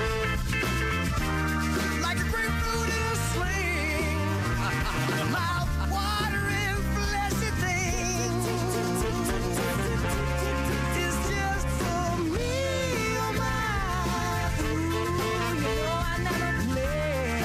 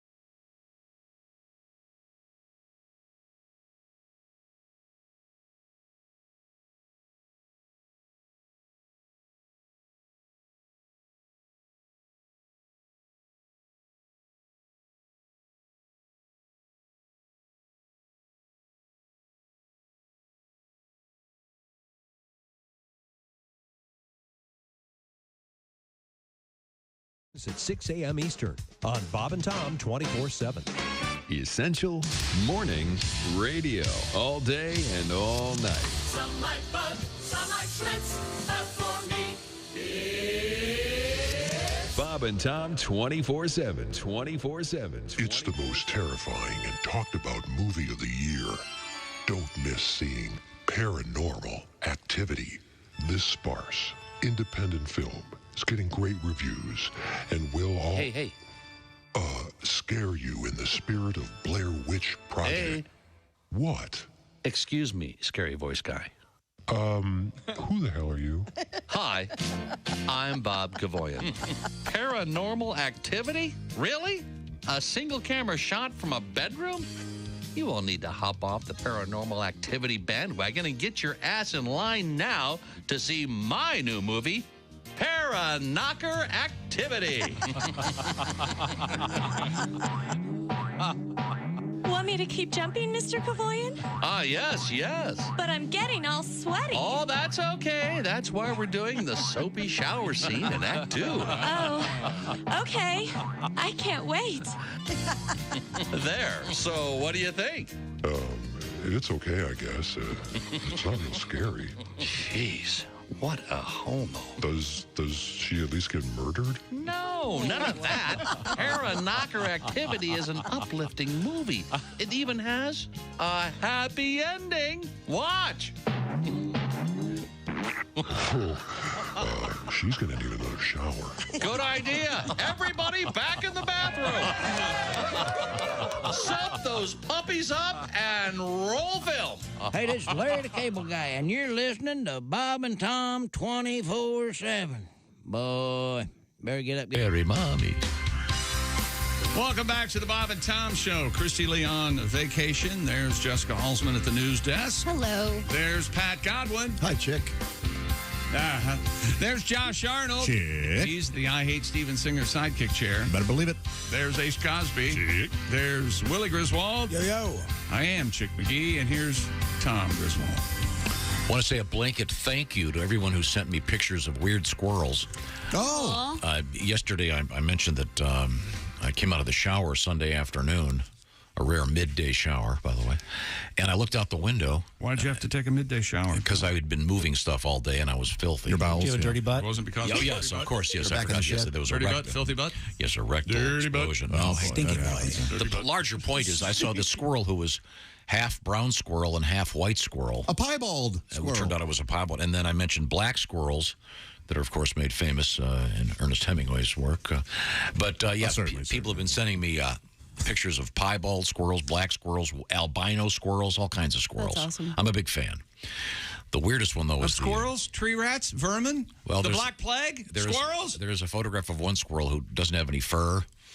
So he's got this really rat-like tail. That was me. Poor. That's Schmeagle. That's creepy. But the hair grew back thicker and more beautiful than ever. Good. It's a fun process. good. I'll make a video of The it. point is, thank you very much. Well, how long she been in the hospital? What happened? Well, she had 9 cases of rabies. Apparently, she's not going to be the baseball season started. We had a great time. Cincinnati, thank you, Fox. And thanks, of course, to the Hard Rock Casino. What a great time. That was Thursday morning. And in honor of the baseball season, we always get requests for this. This is a true classic. Dan St. Paul. Dan, please. Dan St. Paul is our guest. Love that. Now, we were talking about the fact that you're from San Francisco and you live there with your wife and your son. Yeah. And you're a sports fan, and particularly, I know you're a baseball fan. Yes. And a big Harry Carey fan. Yes. Oh, I love Harry Carey. I have to tell you, though, we have a female announcer at the ballpark in San Francisco. That's right. Sherry Davis. Did I ever tell you that? And I went to the game before the strike last year, and it's very strange because she sounds like the phone company lady. It's weird. It's like, the third baseman is number 9, Matt Williams. Please make a note of it.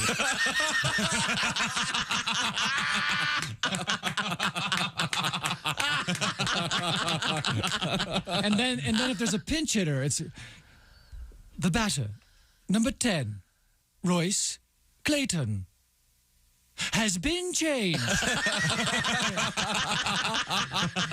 Oh, that's the best. I'm an old school guy. I can't handle this. You like the male announcers, big Harry Carey fan. I love it. I love Harry Carey, and I love and I just Harry, of course, did the first baseball game ever played. You guys are aware of that. Sure. Yeah, he was the only guy around at that time. Sure. To do that game, and it was wonderful. I got an old tape of it, and I listened to it all the time. Hello, fans. This is Harry Carey. Welcome to today's game between the Bethlehem Braves and the Jerusalem Giants.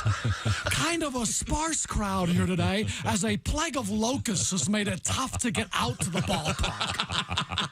You can hear the vendors, hey, manna, get your manna.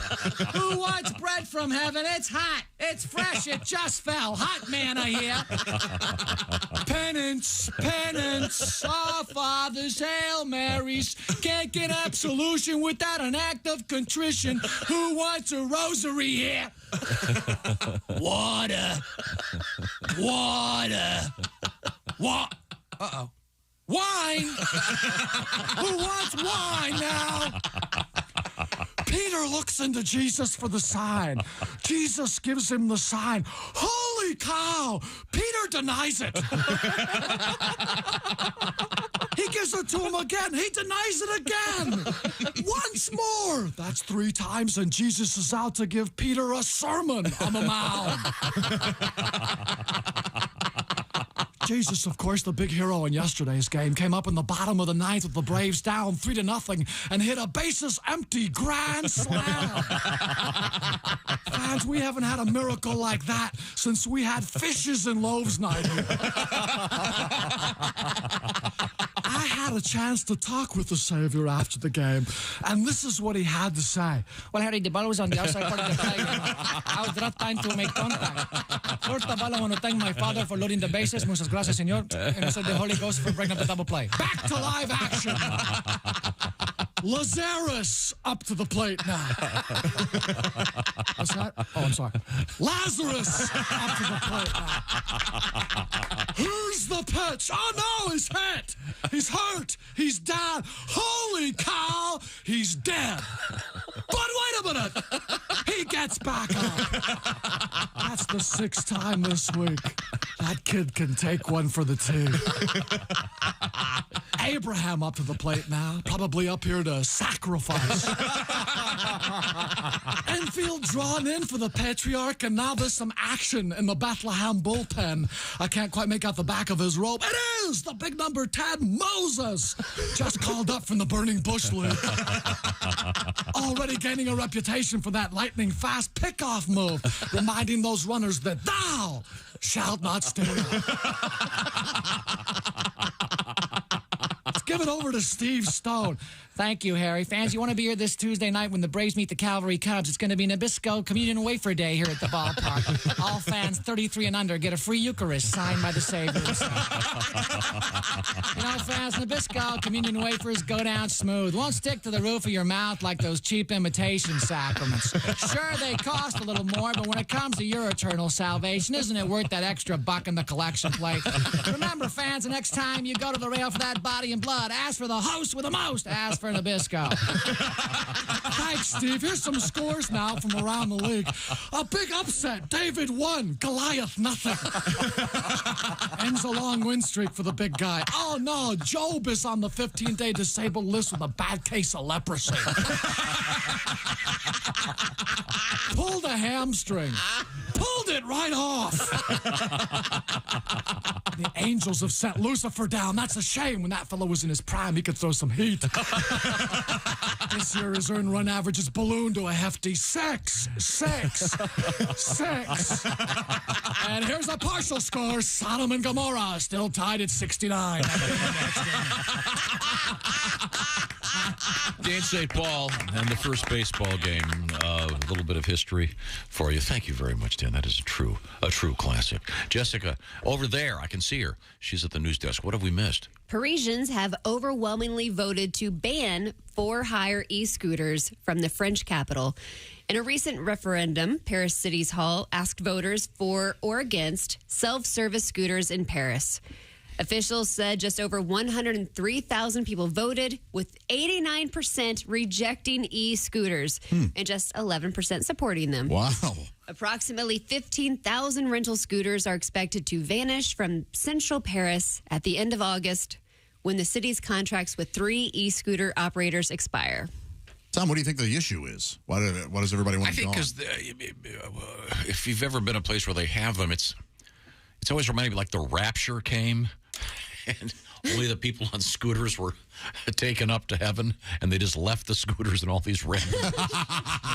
Yeah, they are just sitting in. You made the point too that just in Joe Sixpack, the pedestrian is. Whoa, hey, ho! And, they almost get hit by him, right? Didn't you see They're a lot of fun, but I mean, obviously, you can have some pretty severe head injuries, and Have you ever rented one? They really are a blast. They're very fun, yes. I would not feel confident riding on one in a crowded area, though. Well, that's why you have to have 6 beers first. Yes.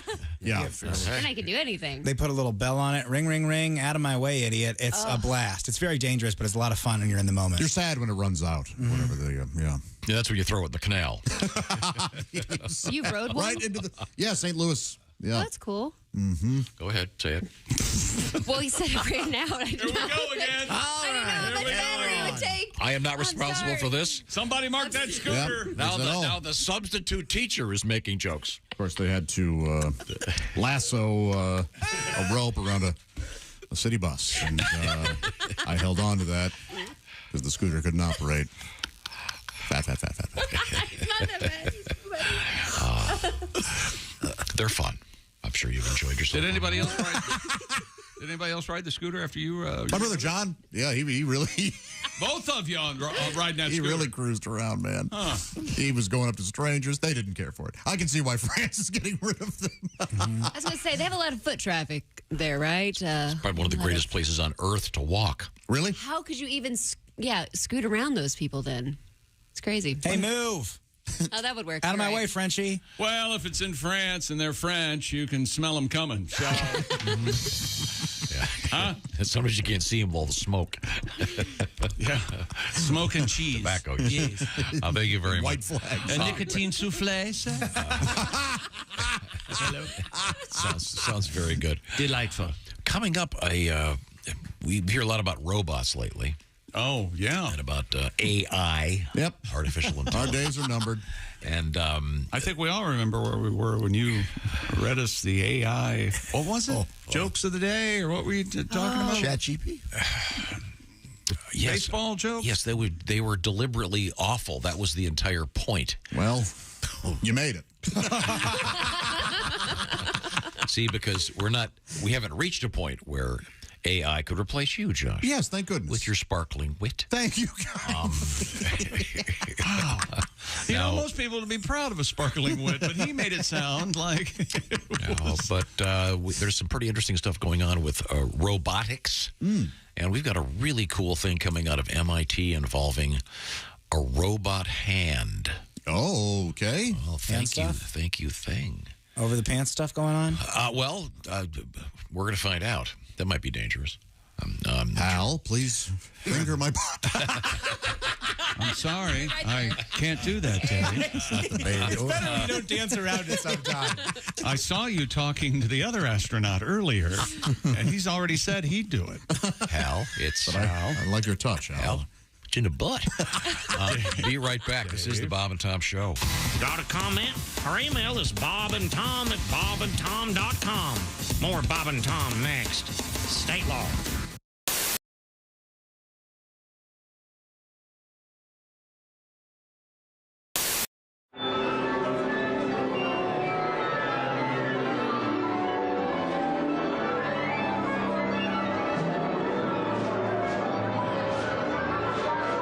Hey, Bob and Tom, this is the Static Shack. This is a real recording studio. All this stuff is paid for, and this is basically where bands come in, record their tapes so that they can play their tapes on the radio and stuff. I could have had a recording studio. It's nice, too, but I got a boat instead. And my band's coming here. What? Can I get some help, man? Dusty, I'm the lead singer. I mean, I'm kind of busy, plus I'm taking my break now. If you need help, I'll get a girl to join the band. Basically, you have to have an audition couch in a studio. It's state law. That way, anybody that comes in knows that they're trying out, knows it's going to be a fair chance. I'm basically auditioning backup singers right now. Just call my pager. Pretty sure we can make it happen. I swear to God we can. This is my favorite part of the recording studio. Not every band has this. We got Goldschlagers. Look at that, Goldschlagers. We got Funyuns, and we got Jaegers. It's the lead singer's salad bar. I love Goldschlagers. Goldschlagers is basically the only liquor invented that looks like it has goldfish turds floating around. But the fact remains, that's 14 karat gold. But you drink all of this, you can crap a promise ring. Bob and Tom, this is called the Control Panel Console Operation Board. I probably know more about this stuff than anybody I know of. Me and Angel Skinner did it on here once. I swear to God we did. We had to stop, though, because her butt kept getting feedback.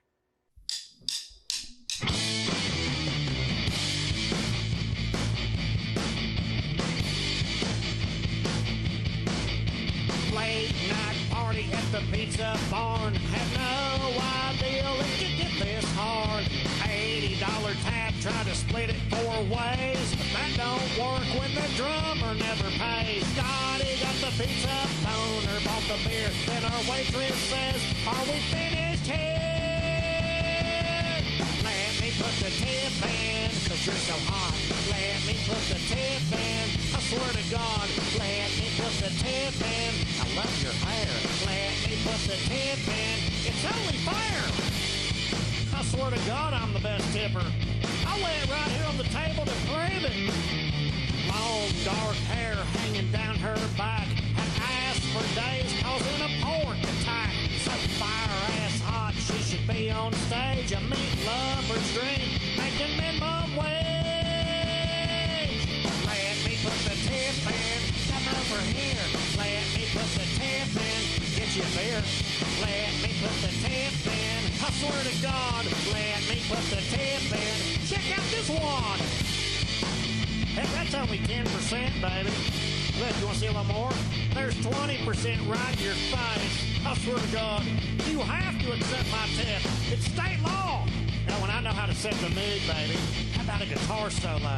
No, not the whole thing, just the tip. Scotty Winkler!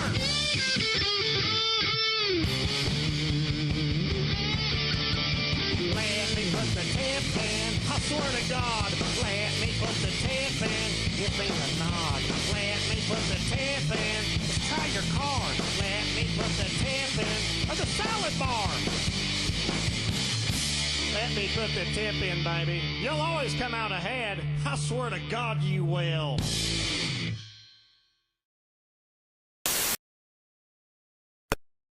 Those who have long advocated for her to be freed from her tank at the Miami Seaquarium, but it also called to mind the release of Kiko, the star of the movie Free Willy, more than 2 decades ago.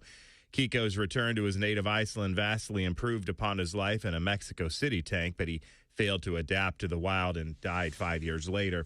Advocates say their experience with Kiko will inform them on how they plan for Lolita's return. And that's a look at things you may have missed. More of the Bob and Tom Show coming up. Hey man, it's Donnie Baker, and the fact remains there's nothing better than being a VIP. And I don't mean like his dudes on Pervert Rabbit Xanadu's. I'm talking about a Bob and Tom VIP. Best thing, you'll never miss another minute of the show. I swear to God, you can hear the show here in the morning, and then cause you're a Bob and Tom VIP, you'll get the podcast of the entire show, a 12-month library of podcasts, hundreds of Bob and Tom comedy tapes, and a 60-day video archive of the show. Bob and Tom VIP. You have to get it. It's state law. Essential Morning Radio. All day and all night. This is Bob and Tom 24/7. 24/7. 24/7. From the exclusive Bob and Tom Salon comes a brand new fragrance. Oblivious. Hello, sir. Can I help you? Hello, yes. I seem to have lost my room key and I need another. Name? It's McCartney. McCarthy? No, it's McCartney. Oblivious. That's one of those tricky Irish names that gives my computer fits. So is it MC with one big C, or one of those with a cute little C and a big C, or just 2 big C's? It's a little C and then a big C. Okay, then. And your first name? Well, it's Paul McCartney. Okay, Mr. McCartney. And are you here with a group? Not anymore. Oblivious. This is the scent for the unaware. You know, one of the most meaningful things that's happened to me since I've been the president. Oops. Oblivious. This is the scent for the intellectually absent. Good morning, sports fans. Good morning, Chick. What do you have for us today? Well, I've got nothing. Great. Oblivious. There's an old saying in Tennessee, I know it's in Texas, probably in Tennessee, that says, "Fool me once, shame on you."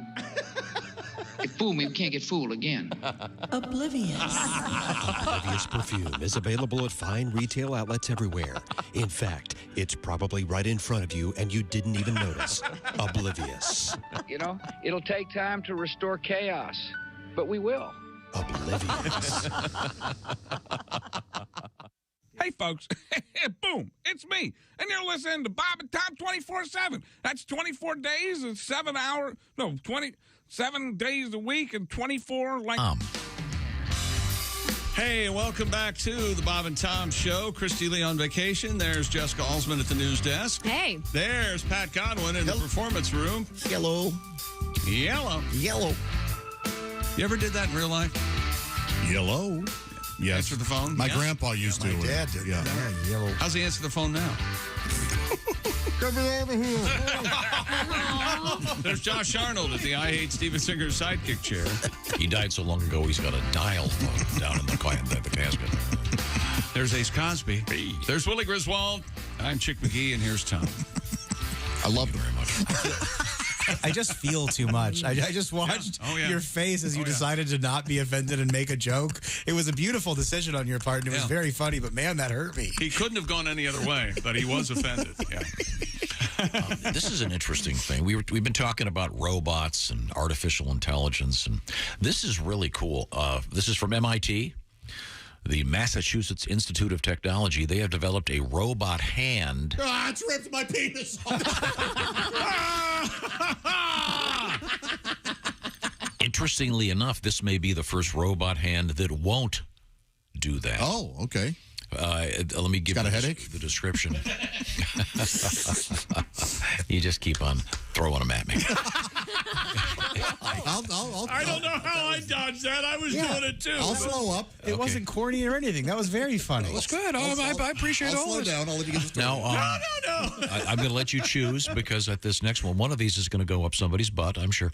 It's a 3-fingered robotic hand. Yeah, it is. Using high-resolution sensors incorporated under its transparent silicone so-called skin. But they've got these sensors throughout the entire length of the fingers that gather information on a given object. So it was very successful determining how much it could squeeze. You follow So me? in other words, it could pick up a glass bottle.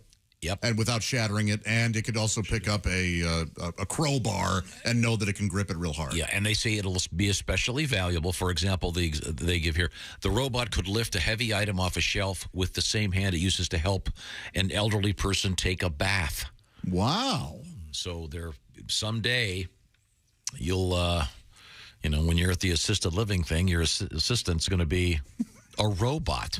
The Wipatron 5000? See? I knew it was coming. Well, but that's a great thing. One of these days, I'm going to get me an automatic wiper. You keep saying that, Pop. That'll be the day. I assume that when something goes wrong, the hand would open up no matter what. Yes, hopefully it does release. Yeah, whatever. You don't want to have it go into full grip if something were to go wrong. Full grip. That's called full grip. You don't want any part of it. My testicles. I just wanted the robot to wash them, Susie. I wasn't really trying to have the... pretty cool. It is cool. The ramifications will be good. Hopefully. Yes. There's a great Until movie. it becomes sentient. Mankind will be. What is the movie called with Frank Langella? Robot and Frank. The Robot and Frank. It's a great movie. That is a lovely film. Lovely. Yeah, but the sex scene was weird. That's true. Go ahead. He's right. Where were the fingers, Josh? In the butt. Yeah. Okay, See, I thank you. can't take that line. You know? Okay. I just thought that was really cool that they've got this thing so that, can tell the difference between, like you said, a can of Coke and somebody's neck. Yes, yeah. Stop that. Okay. We have Jessica sitting in at the news desk. What's happening over there? Firefighters in Texas rescued an elementary school student that became stuck headfirst in a storm drain. Oh. CBS News reports that the incident occurred at Swift Elementary School in Arlington, where a news chopper captured footage of the child's legs sticking out of the storm drain. Wait a minute. Arlington Fire said the 11-year-old girl was carrying her grandmother's apron for a career day, and when she lost control of it, it went into the storm drain. You know how you lose control of an apron when you're carrying it. Boy, oh boy. They are unwieldy. Yeah, they sure are. Oh, the girl became stuck when she tried to retrieve the apron. Firefighters rescued the student over an hour after she got stuck. She was taken to a hospital for evaluation. She said nothing about the cannibalistic clown down there? We all float down here, Lisa. Wow, would be terrifying. Yes. Once again, I want you to know this is very important to me. I've been waiting for this movie. And in the very first scene, there's a cat. Never mind. Now, you realize that 50 years from now, when she'll be a woman then, she'll go to the high school reunion. It'll be, you're the girl that got her head stuck in the sewage drain. And they had to get helicopters and... Man. Does it say if she got the apron, by the way? I hope so. If not, I hope they went in there and fully got it out and cleaned for her. What a sweet girl, though. She didn't want to lose Grandma's apron. Well, sure, but... That's because Grandma would beat her ass. Nobody gives a beating like a grandparent. She burns me with cigars. Go get my beaten shoe. Anybody in this room have a grandparent that actually smoked like the cigarillos? I guess a grandma. I had a great uncle, my Uncle Jack. He smoked big cigars. Yeah. Great grandpa. Dead when born. You know the never met any of them. Oh, when you were born, they were dead. Okay. Yeah, they were dead. Wasn't in Cool Hand Luke, didn't his mom, she was sick and laying down in the back of the pickup truck, she was smoking a cigar, more or less, wasn't she? Am I forgetting that wrong? Are we still on the air? Yeah. I'm glad they got her out. Are we going to, by chance, visit a story that happened on this show about a girl who got stuck in a well? Could we do that? We could do that. In a moment. I thought maybe you would have had the foresight to consider that. I bet if he'd had said, I bet they're on city water, he'd have it ready. That's all I'm saying. I bet if he had said that. I was going to respond to this request. And okay. Perhaps we can get that in there if you insist. He's having so much fun over there. Here it is. Do you remember the dramatic rescue of baby Jessica when she fell down the well? Remember she was 18 months old? Yeah. Believe it or not, baby Jessica is a baby no longer. She was married over the weekend. No kidding. She is now 19 years old, and she apparently tied the knot Saturday at a rural church outside Midland, Texas. She's 19. Her husband, 32-year-old Danielle Morales. I bet they're on city water. Ladies and gentlemen, that was a fine joke. That was also the best everything you've ever done. Last funny thing I ever said on this show. So there you go. And I believe maybe Jessica's been not divorced true. That was not twice the best by this point, I think, or something. What? I think she got divorced from that guy. I'm pretty sure. Oh, really? Yeah. Well, that's sort of unhappy. I'm sorry. The divorce is really hard on the kids, isn't it? Dude, wake up. It's live. Yeah. Okay. All right. Now Move on. Move forward. Okay. That's right. I know I don't, but you have to move forward. Well, we've done it. Tom officially hates all of us. That was the lone holdout. We were just waiting for him. He was added to the list. I thought we'd make it till at least May, but I'm glad we You did got today. that new guitar, Pat. You want to play us something on that one? What would you like to hear? Well, I don't know. I no longer make decisions on this show. That was a shot. Believe me, I am not trying to get into that. Zing. This is a request, and we like to. This is from Dale. He says, I listen every day, but it's been far too long since you played. It's always a better show when you play this. Okay, well, ladies and gentlemen, Dale asks, and he receives. I got 99 problems, but a bitch ain't one. Bitch. Bitch. You can rely on the old man money. It's a Bitch. girl, but it's gone.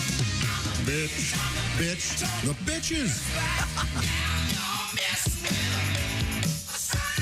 Bitch. Bitch. The Josh Arnold bitch medley.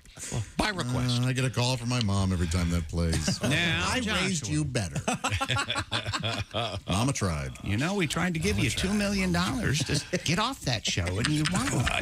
Time now to point out that if you were enjoying the Josh Arnold tribute, if you will, on your Raycon earbuds, you would have heard it with just such clarity because they're twice as good as all the rest of the earbuds, and they're half the price. That's exactly right. Raycon is premium audio at the perfect price point.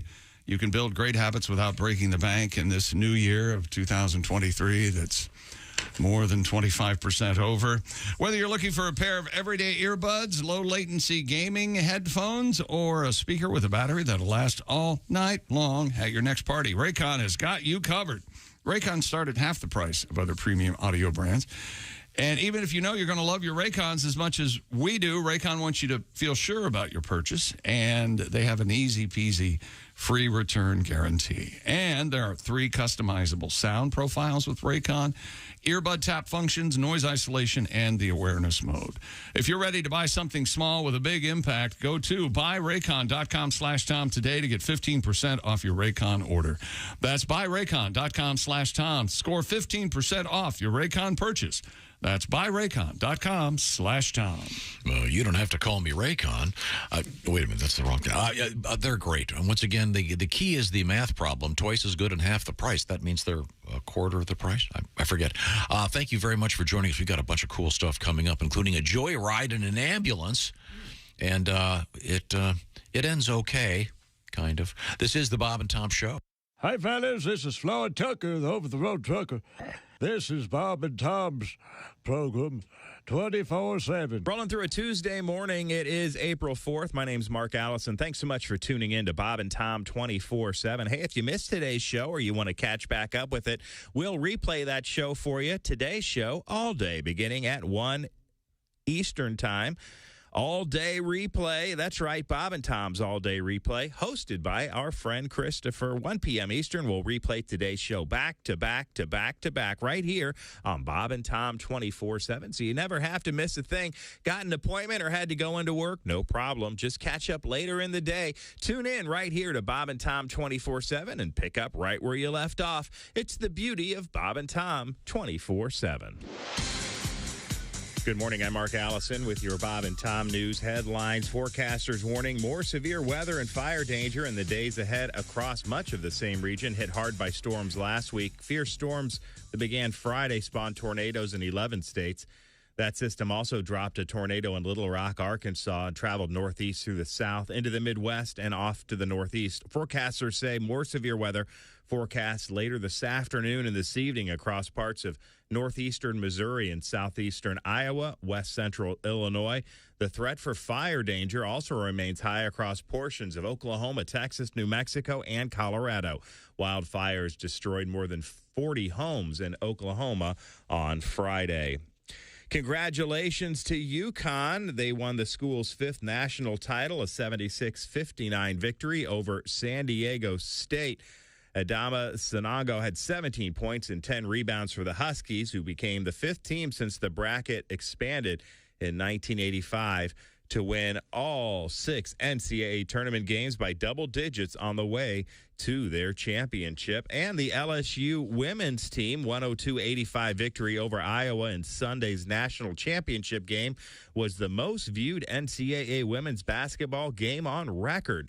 9.9 million viewers on ABC and ESPN2, according to the fast national numbers by Nielsen. And congratulations to LSU on the women's win and to UConn for the men's win. And that's a look at your news headlines. More of the Bob and Tom Show coming up. Things you hear on the Bob and Tom Show. Hello. Bonjour. The perfect gift has arrived for the single man. The new cologne from the makers of Clintorius and Bonaire. France's most noted fashion designer, yours truly, Mr. Béchon of Paris, has developed an exciting and stimulating new scent for men. Honey, come on. You've been in the bathroom for half an hour. What are you doing in there? Just enjoying my masturbation. Mr. Béchon, just slap a little on, repeatedly. Oh, God. Thanks, I needed that. Is that masturbation? Yeah, I think that's the sign. Mr. Béchon. Ladies and gentlemen, Bob and Tom. There are now between 130 and 160 of the hippos, but it all started with 1 male and 3 females. I don't understand why they just don't get some hunters and get some bullets and get rid of them. Because it's not nice to kill the hippos. Next. That free to a good home thing didn't get rid of them? Hey, okay. Tom. Next. All right. I mean, can you eat hippo meat? Probably. Sure. Next. He's trigger happy. Next. He's got the bloodlust. Bob and Tom in the morning and highlights all day long. The Bob and Tom Show, weekday mornings at 6 a.m. Eastern on Bob and Tom 24/7. Hey, it's Roy Wood Jr. You're listening to Bob and Tom 24/7. Bob and Tom all the time in your ear. Time now for Bob and Tom Super Bowl Trivia. The game of football we are familiar with today has changed somewhat from the original version invented in the mid-19th century. With roots in rugby and soccer, the game used an odd egg-shaped ball made from a pig's bladder. Several Ivy League colleges had teams that competed, and eventually professional clubs were formed. In one of the most violent and famous games in history, the Redskins soundly defeated the Cowboys on the field at Little Bighorn Stadium in Montana. The quarterback, George Costa, was not available for comment after the game. This has been Bob and Tom Super Bowl Trivia. Good morning, sunshine. Bob and Tom 24/7, 24/7, 24/7. And Jesus said, take this bread and eat it. It is my body. And the disciples said, Jesus, we're all on low-carb diet. We appreciate you dying for our sins, but we're all trying to slim down a little bit. We want to look good in the painting. Bob and Tom 24/7. Not on air, online, all the time. Bob and Tom, 24/7. Hey, welcome back to the Bob and Tom Show. Christy Lee on vacation. That is Jessica Alsman on news. Yep. There's Pat Godwin in the performance room. Hello. There's Josh Arnold. Hi there. He's at the I Hate Steven Singer sidekick chair. There's Ace Cosby. This is me on piano. There's Willie Griswold. Hey, man. I'm Chick McGee, and here's Tom Griswold. Hello there. Oh, hi. Hey, the Wolfman. Hey, the Wolfman. Hey, the Wolfman. That was good. Thank you very much. Welcome back to the program. It's always a great pleasure to have you here.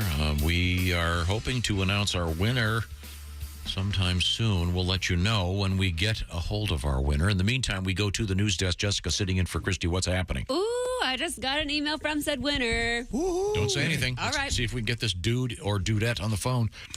Alrighty, excuse me. Authorities in New York City say a patient stole an ambulance that had taken him to a hospital, and took it on a 25-mile joyride. Wow. The 47-year-old man had been taken to Mount Sinai Morningside Hospital for observation. The ambulance he had ridden in was sitting outside the hospital, unlocked, unoccupied, and with the keys in the ignition when the man left the facility, got into the ambulance, and drove off. YOLO, mofos. He's doing it wrong. You drive that to the nearest parking garage, get everything out of it, and walk away. That's what you do. And when I say get everything out of it, I mean, you know, Willie, the stuff. Good stuff, yeah. I'd really like to talk right now, but I've got a morphine patch on. I'm sorry. Yeah. Oh, yeah. The ambulance was tracked by GPS heading north through Westchester County on Interstate 87. State troopers eventually put down a tire spiking device on the Mario M. Cuomo Bridge, causing the ambulance's tires to deflate when the man tried to cross. The man was arrested on charges including grand larceny, criminal possession of stolen property, unlawfully fleeing a police officer in a motor vehicle, and driving while intoxicated.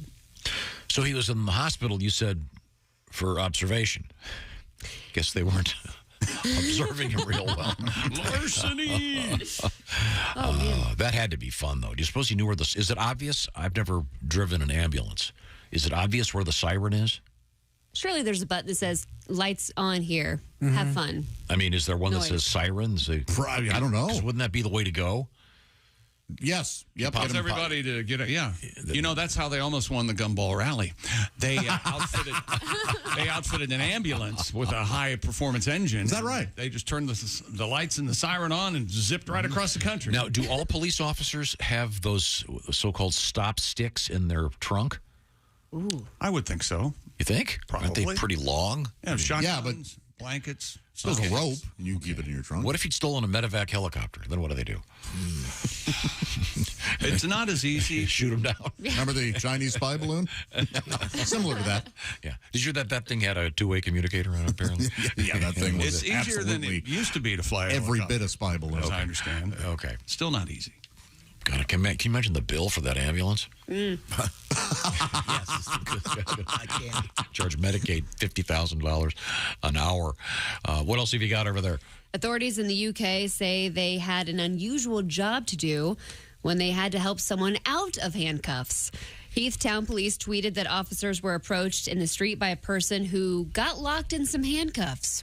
The West Midlands Fire Service was called in to help free the individual. It was not clear how the person became stuck, but officials said the cause was, quote, not a police issue.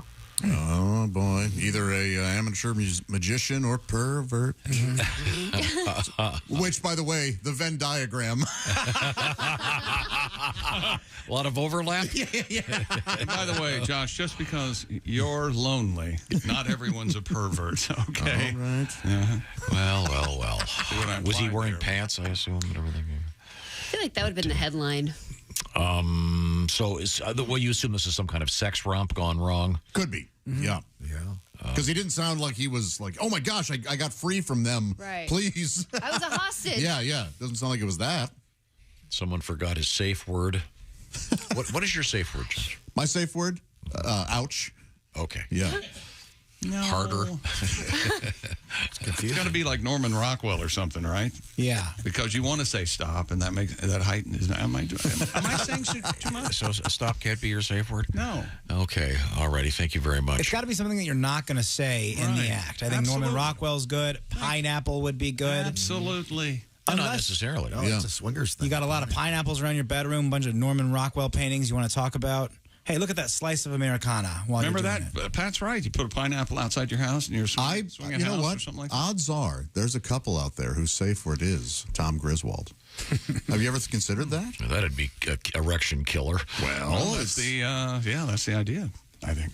Mm-hmm. You think there's a... And don't underestimate how many women want a little piece of that. There's a couple out there that the safe word is Bob and Tom. Yes. Well, thank you.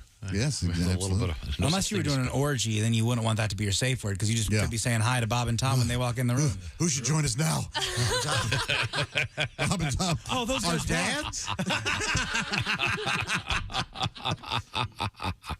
Well, thank you very much.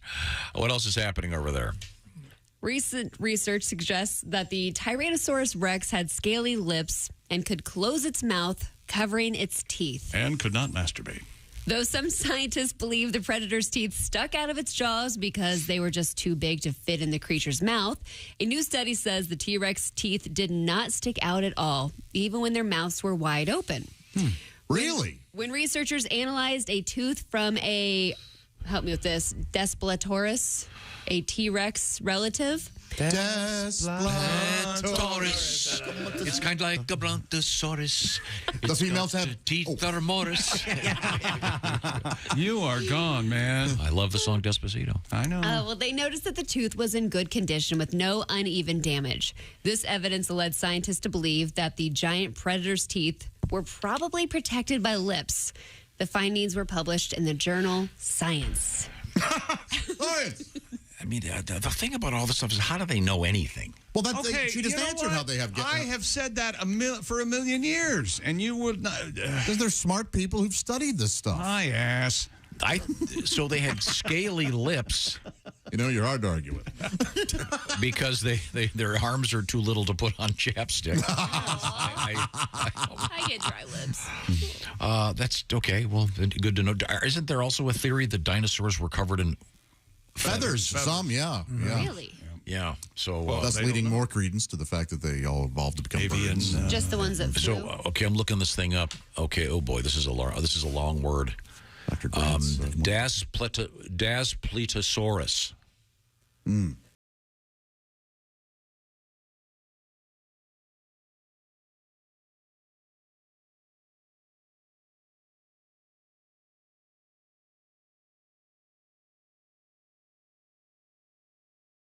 I find it amazingly easy. It makes me mad, even. Yeah. Really? Makes me want to order the guac. Did that T-Rex? Oh, they don't play that in the restaurants? I looked at you and I smiled. No. I'm talking to the listener going to their email.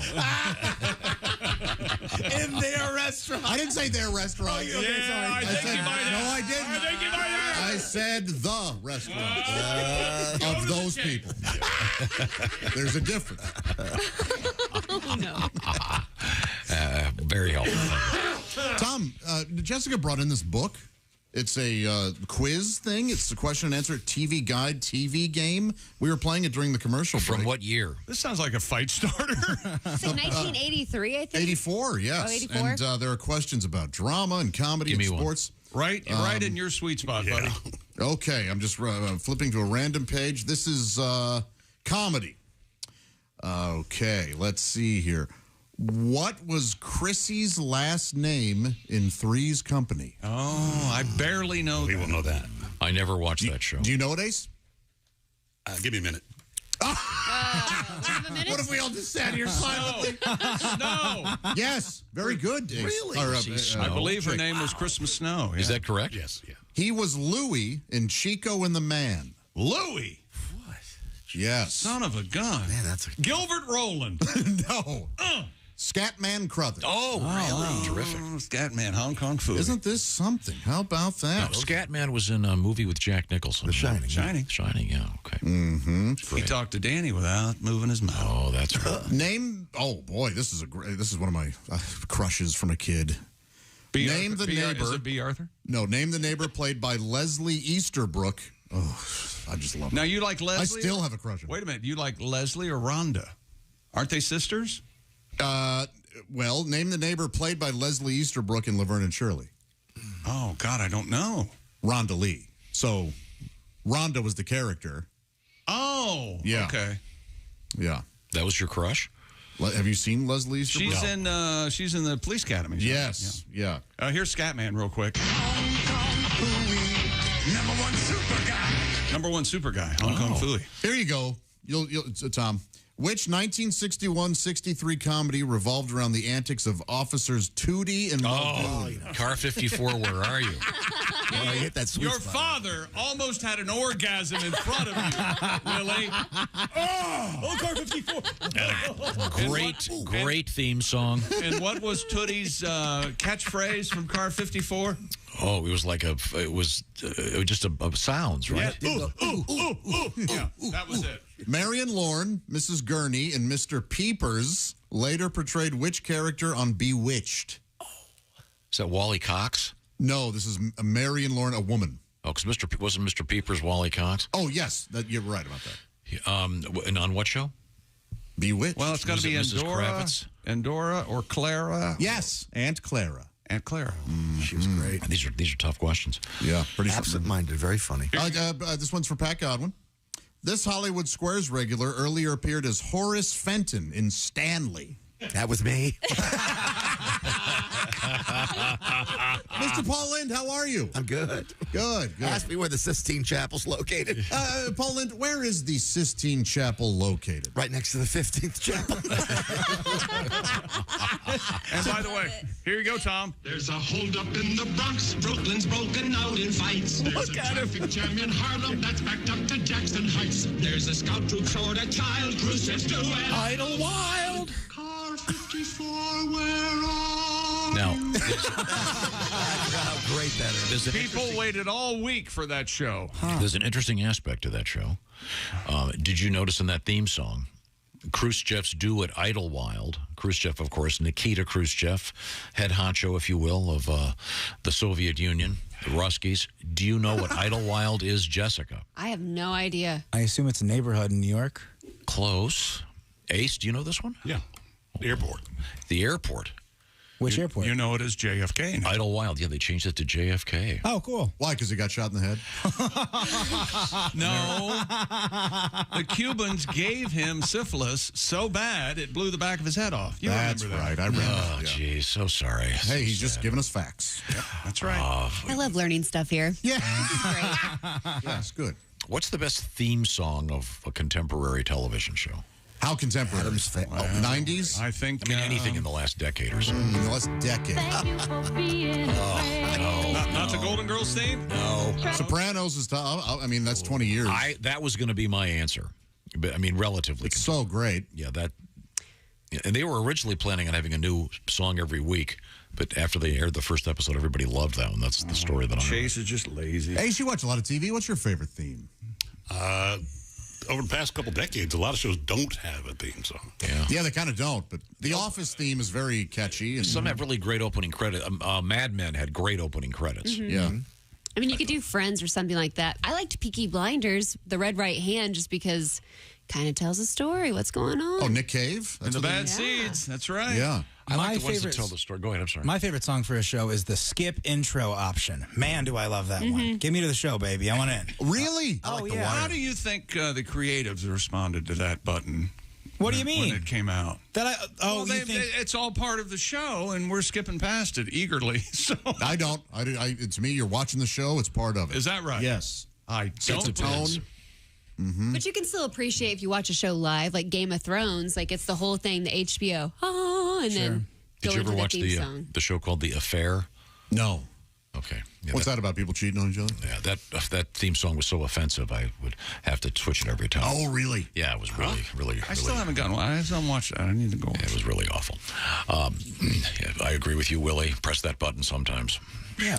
Well, you guys want to cut this one short? Go get some breakfast? So, Josh, what's your answer though? What theme song do you think? Do you think it's The Sopranos? Or? I like The Wire.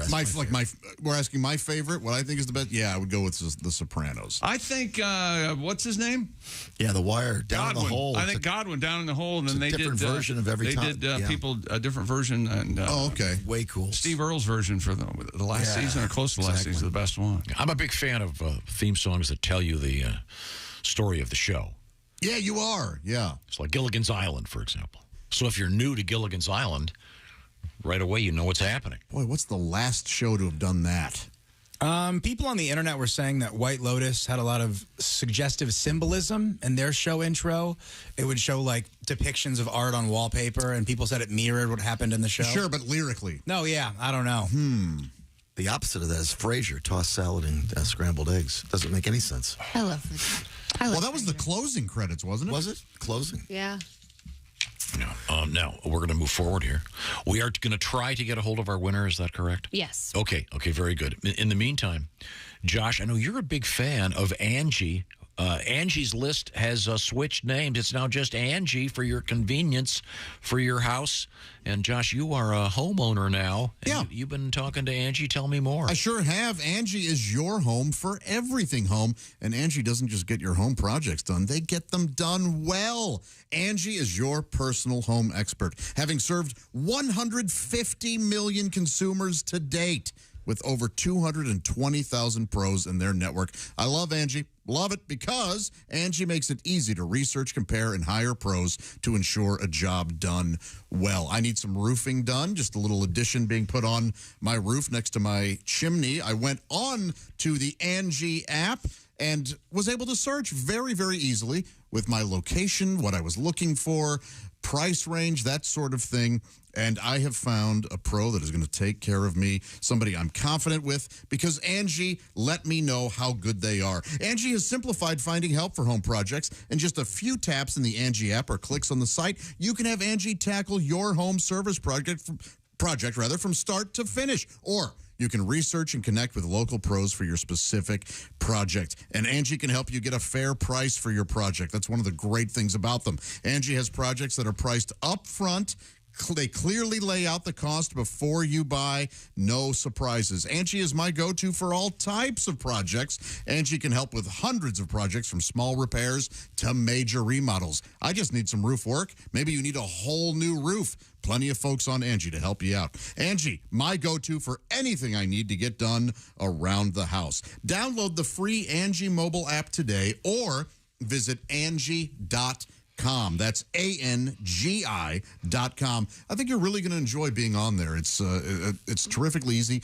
You don't need a subscription. You can just go on there and find exactly what you need. And it can be tougher and tougher to find stuff these days, so find someone who can actually do the job. Thank you, Angie. We're coming back with our history lesson. This is the Bob and Tom Show. Thanks for listening to the Bob and Tom Show this morning. Catch any part of the show you missed later today on our YouTube channel.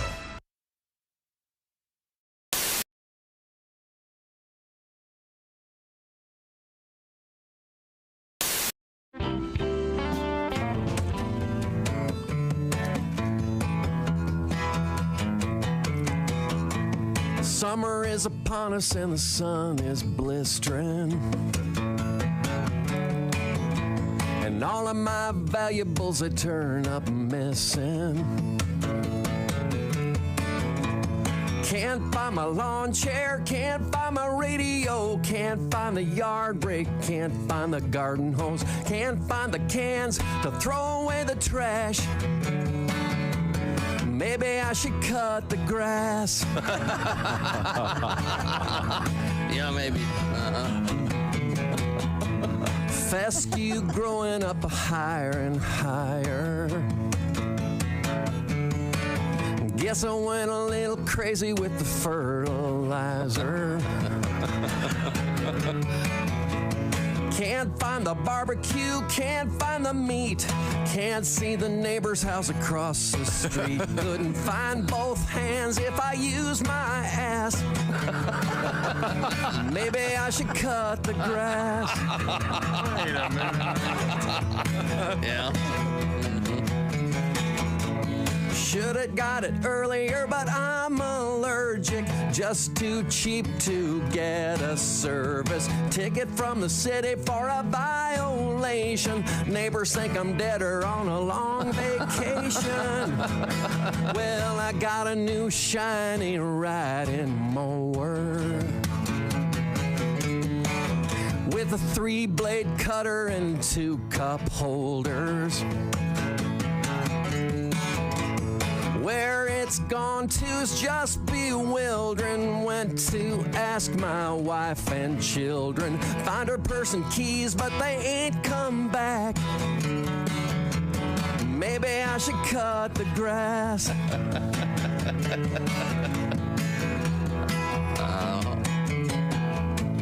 Got so quiet you can't hear the wind blow. And it's getting real shady around the upstairs windows. The dog just whimpers and won't go outside. And I sit up in my bed all night, listening to the lawn clawing at the glass.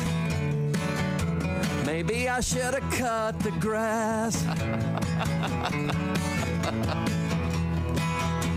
Maybe I should have cut the grass. Maybe I should have.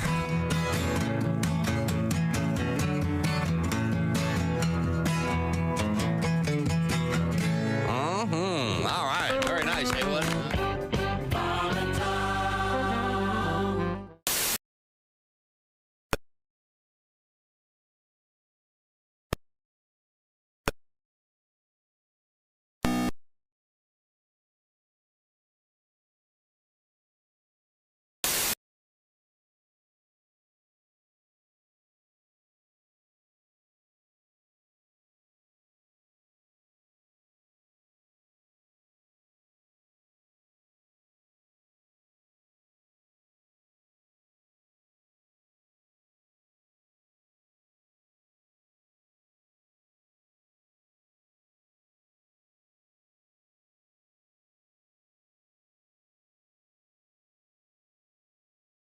Listen live, see their videos, find an affiliate station, use the alarm, and even send a message. This is Kenny Tarmac signing off and reminding you everything I touch turns to sold. Bob and Tom. 5, 4, 3, 2, 1.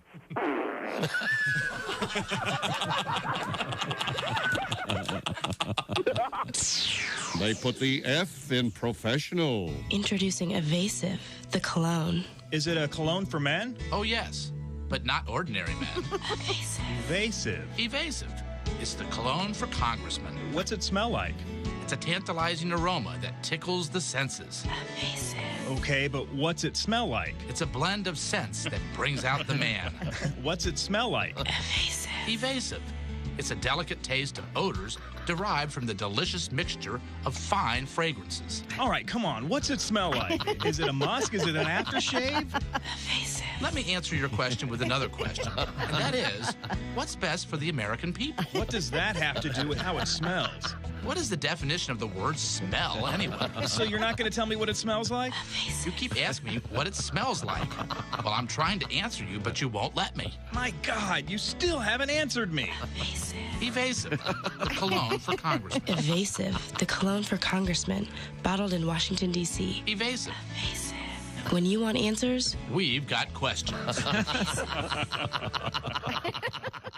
Hi, this is Dr. Will Miller, and you're listening to Bob and Tom 24/7. So, Nick, let's start with the basics. Are you a married guy? No, I just got divorced. Sorry to hear about that. It's okay. Lots of people get divorced. Einstein got divorced. He did? Yeah, did you know that? Albert Einstein, arguably the most intelligent man who ever lived, got divorced. They should tell you that before you get married. It shouldn't be, do you love her? Do you want to spend the rest of your life with her? It should be, do you think you're smarter than Einstein? Oh, so you're dating then? I guess. You know what I don't want to do? I don't want to say I love you anymore. I hate that first I love you. That's the worst. First time you ever tell a woman you love her. If they like you, they want to hear it. And when they hear it that first time, something comes over them. You know, their eyes get all wide and get that diabolical grin on their face. You can almost feel them saying, excellent. My most recent marriage was a disaster. It made the wreck of the Edmunds Fitzgerald look like a fender bender. Wow. Sorry to hear that. Hello. And you remember Lord's famous line about gun control. Yes. The relationship taught me a lot. It taught me they won't sell you a handgun if you're crying. Hey, guy, it's Kid Tarmac. You're listening to Bob and Tom 24/7. Take that to the bank. June 30. Hey, welcome back to the Bob and Tom Show. Christy Lee on vacation. There's Jessica Alsman at the news desk. Hey. There's Pat Godwin. Hi, chick. He's over there in the performance room like a little Muppet. All I can see is his head. There's Josh Arnold. Hi. The I Hate Steven Singer sidekick chair. There's Ace Cosby. Hey. There's Willie Griswold. That purple guitar case inlay is a pretty cool, sexy background there. Oh, yeah, I love that Taylor case. You pay extra for You that? get buried in there. Oh. You want to be buried in a guitar case, Pat? Absolutely. Oh. All right. You have to drop a little weight. Right, that Maybe chop a leg off. We could mince him. I got some special stuff here. I'm Chick, and here's Tom. Go. Thank you very much. First off, this letter. Dear usual gang of idiots. Oh, hi, that's us, yeah. Did I hear Tom correctly? Did Ace Cosby actually purchase the cup noodles you guys ate? That's right, spare no expense. I thought Ace was tighter than the bolts on a submarine. Thank you, Dan, in Raleigh, North Carolina. Dan, that is hilarious. That's true. An amazing simile. Must have had money left over from your pizza check. Yeah. Did that come out of my pizza money? No. Well, talk to Amy. You'll get reimbursed, for God's sake. Right now, I did save the receipts. We have a special guest. For God's sake. A special guest Joining us on the phone, and this is kind of a well, we'll see about that oddity. Because All right. we were just talking about the TV show Car 54. Where are you? Do you remember the names? We're the only radio show in America. Do you remember the names of the characters? Tootie and Muldoon. Tootie and Muldoon. We are being joined on the phone by Michael Muldoon in Tallahassee, Florida. Michael is at work right now. He is the guy that won that beautiful Yeti cooler from Orange Insoles, orangeinsoles.com, and the Dual Papa Shot. Michael, good morning, sir. Can you hear me? Good morning. How are you? Good morning. Good. An Irish lad, huh? Hi, just a wee bit. Yeah. Now, Michael, thanks for taking the time to talk to us. And you are the proud winner of a Papa Shot, too. The dual Papa Shot, custom Bob and Tom dual Papa Shot. And a Yeti cooler, 45 Tundra. No one's going to steal it from you, Michael. It's orange. Fantastic. Now, do you live in a house or an apartment? Yeah, house. Okay, because it would have been great if you lived on the second floor of an apartment. Oh, with that Papa Shot? With the Papa Shot. See, it'd be making a lot of noise, Jim. Yeah. Okay. Michael, thanks very much for entering, and we're so happy that you won. Yes, congratulations. And this is a really... Thank you very much. I'm a little happy ticked I off. won, too. I'm a little bit ticked off by it. Why? I don't know, but when I find out the reason, I'll get back to you. Okay. I think I just ruined the drop we were going to make, so why don't you ask him again? Michael Muldoon. He's very excited to win, aren't you, Michael? Yes, I am. Okay, thank you very much, Michael. It's fantastic. Okay, very good, very good. Well, thanks for listening. What do you do for a living? Do you mind if I ask? I'm an IT specialist. Oh. Can't say, huh? All right. So you go through all the porn that all the employees look at, huh? He spells what he does. I'm a specialist at it. Well, I'll tell you what. In your honor, Michael, I'm going to read you something from today in history that you'll find fascinating. I'm sorry? Yeah.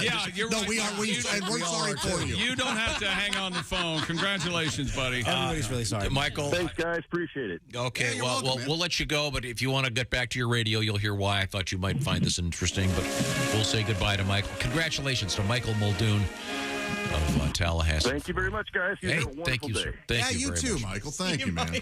On this date, Mike's killing guy. The nicest guy in the world has no idea what he's walking into. oh, you're attacking the guy.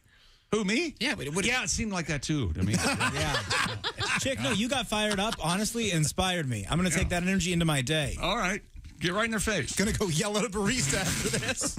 Okay, let's see. I'm going to put this in the form of... Time now for Today in History, April 4. 4. Oh. 4. This is pretty amazing. For the 4 be with you. 1974, these two guys founded Microsoft. Jessica? That was Siegfried and Roy. William Gates. And? IBM. Well, we don't need to know what you do after the show. I have one scheduled. The late Paul Allen. Oh. Founded Microsoft. I did not know anything about Paul. He's still on the Seahawks? He's deceased. He doesn't own anything. He was the guy behind the Jimi Hendrix Museum. Very fine guy. There were no jobs in Wozniak, I'll tell you that. They changed the world, Josh. If it weren't for Microsoft, there probably wouldn't be all that porn out there that you enjoy so much. What did they give us? Talking paperclip? No thanks. Okay. They gave us the Xbox. That was cool. Don't you mean? Oh, I do remember that talking paperclip. Yes. He'd help you out in your projects Yeah. there. He was nice. That was like DOS, though, right? When you had to do like the get to C drive. And Would you have named it Maxi Hard instead of Microsoft? letting people know that Macro hard, I think, would be the opposite. Macro? That's macro. No, Maxi would mean bigger, though. Macro means bigger. I think they were the software. Doesn't that mean looking from a larger perspective? Smaller. Is there such a thing as long distance porn? Today what do you mean? in Where history? like the figures are way off. Is that a so genre? you have to Kind squint of. to see what it is? Like sometimes I want to watch VR porn, but I don't have a VR headset, so does it's that kind of mean? like looking through some weird binoculars. Oh, virtual reality. Yeah. Okay. I mean, is there one like where it's a one position camera and it's really far away? Who would enjoy that? I don't know. There's some Peeping weirdo Tom? perv that would find it was great. All right. It's like they're watching him in the woods. Then you know like, what? Probably. Okay. All right. It's not for me. I want to get real. Other quick birthdays. Anthony Perkins, famous for Silence of the Lambs. Fear Strikes Out. Yeah. Silence of the Lambs. Psycho. That's right. Of course. Many Psycho. That's right. Great name. Hugo Weaving. Yeah. Mr. Anderson. Great actor. Awkward if you have a lisp. Where's Hugo? Hugo Weaving. Oh, gosh. but Hugo just got here. Thank you. Why Hugo? Thank you for the tip in. That was adorable. Happy I birthday. know. 1965, the great Robert Downey Jr. For things we learned. live right there. If I'm Robert Downey Jr., I'm as high AF right now. I hope he's not. That would be a sad remission. If you can't fall off for your birthday, when can you fall off, huh? Let's see. This morning we started with the one, the only, the great Tim Wilson. He is missed with his southern accents. Hunk that he does. That is brilliant. Amazing. UConn won the men's national championship last night. And basketball, as Josh would ask. Pat Godwin does a good Randy Newman on the keyboards. Well, thank you. Tom is beside himself. Paddington 3 starts shooting in July. But he disagrees with the plot outline. Yes. Doesn't care for it. Something about being, where was it, Peru? They're going to be in Peru. I mean, the beauty of Paddington is that he's running around London. It's classic. Paddington 2 is a great movie. I'd imagine he'll be in London for a bit of the first act. I'm sure you can have your fun. Jim Nantz said goodbye from the broadcasting the Final Four last night for... One thing I learned and wanted everyone to is everybody know that has a dream. Thanks them for being a friend. That's a story to tell. Okay, Jim. Let's see. Don't propose on field during a Major League Baseball game. She did end up saying yes, but man, did that guy get tackled. Oh, real tackle. Something blue as his eye. Yeah, many tackled. Willie has therapy tomorrow to talk about his dad, of course. Not just my dad. I also talk about you guys. Thank you, Willie. Josh didn't laugh at my joke. Literally, that was last week, I swear. Willie! I'm just kidding. Coach Ralph Fontaine called skipper, the Mudcat. He told us that he'll win you a damn Semi-State with Billy Hayes, Chick McGee, and a few Josh Arnolds. I thought I was brought to earth by aliens until my dad made a joke about the lazy Susan. He thought that we'd fired her. Well, I love that joke. It's very good. Christy Lee's in Arizona for the week, and we all ate cup of noodles that tasted like pancakes and eggs. And it was very good. Great. I got to give it a thumbs up. Yes. Amazing stuff. Thank you very much. Congratulations again to Michael Muldoon, winner of that beautiful dual Papa Shot and that great cooler. Thank you, Orange Insoles. This is the Bob and Tom Show. Hey, thanks for listening to the Bob and Tom Show this morning. Get a look at today's show on our YouTube channel.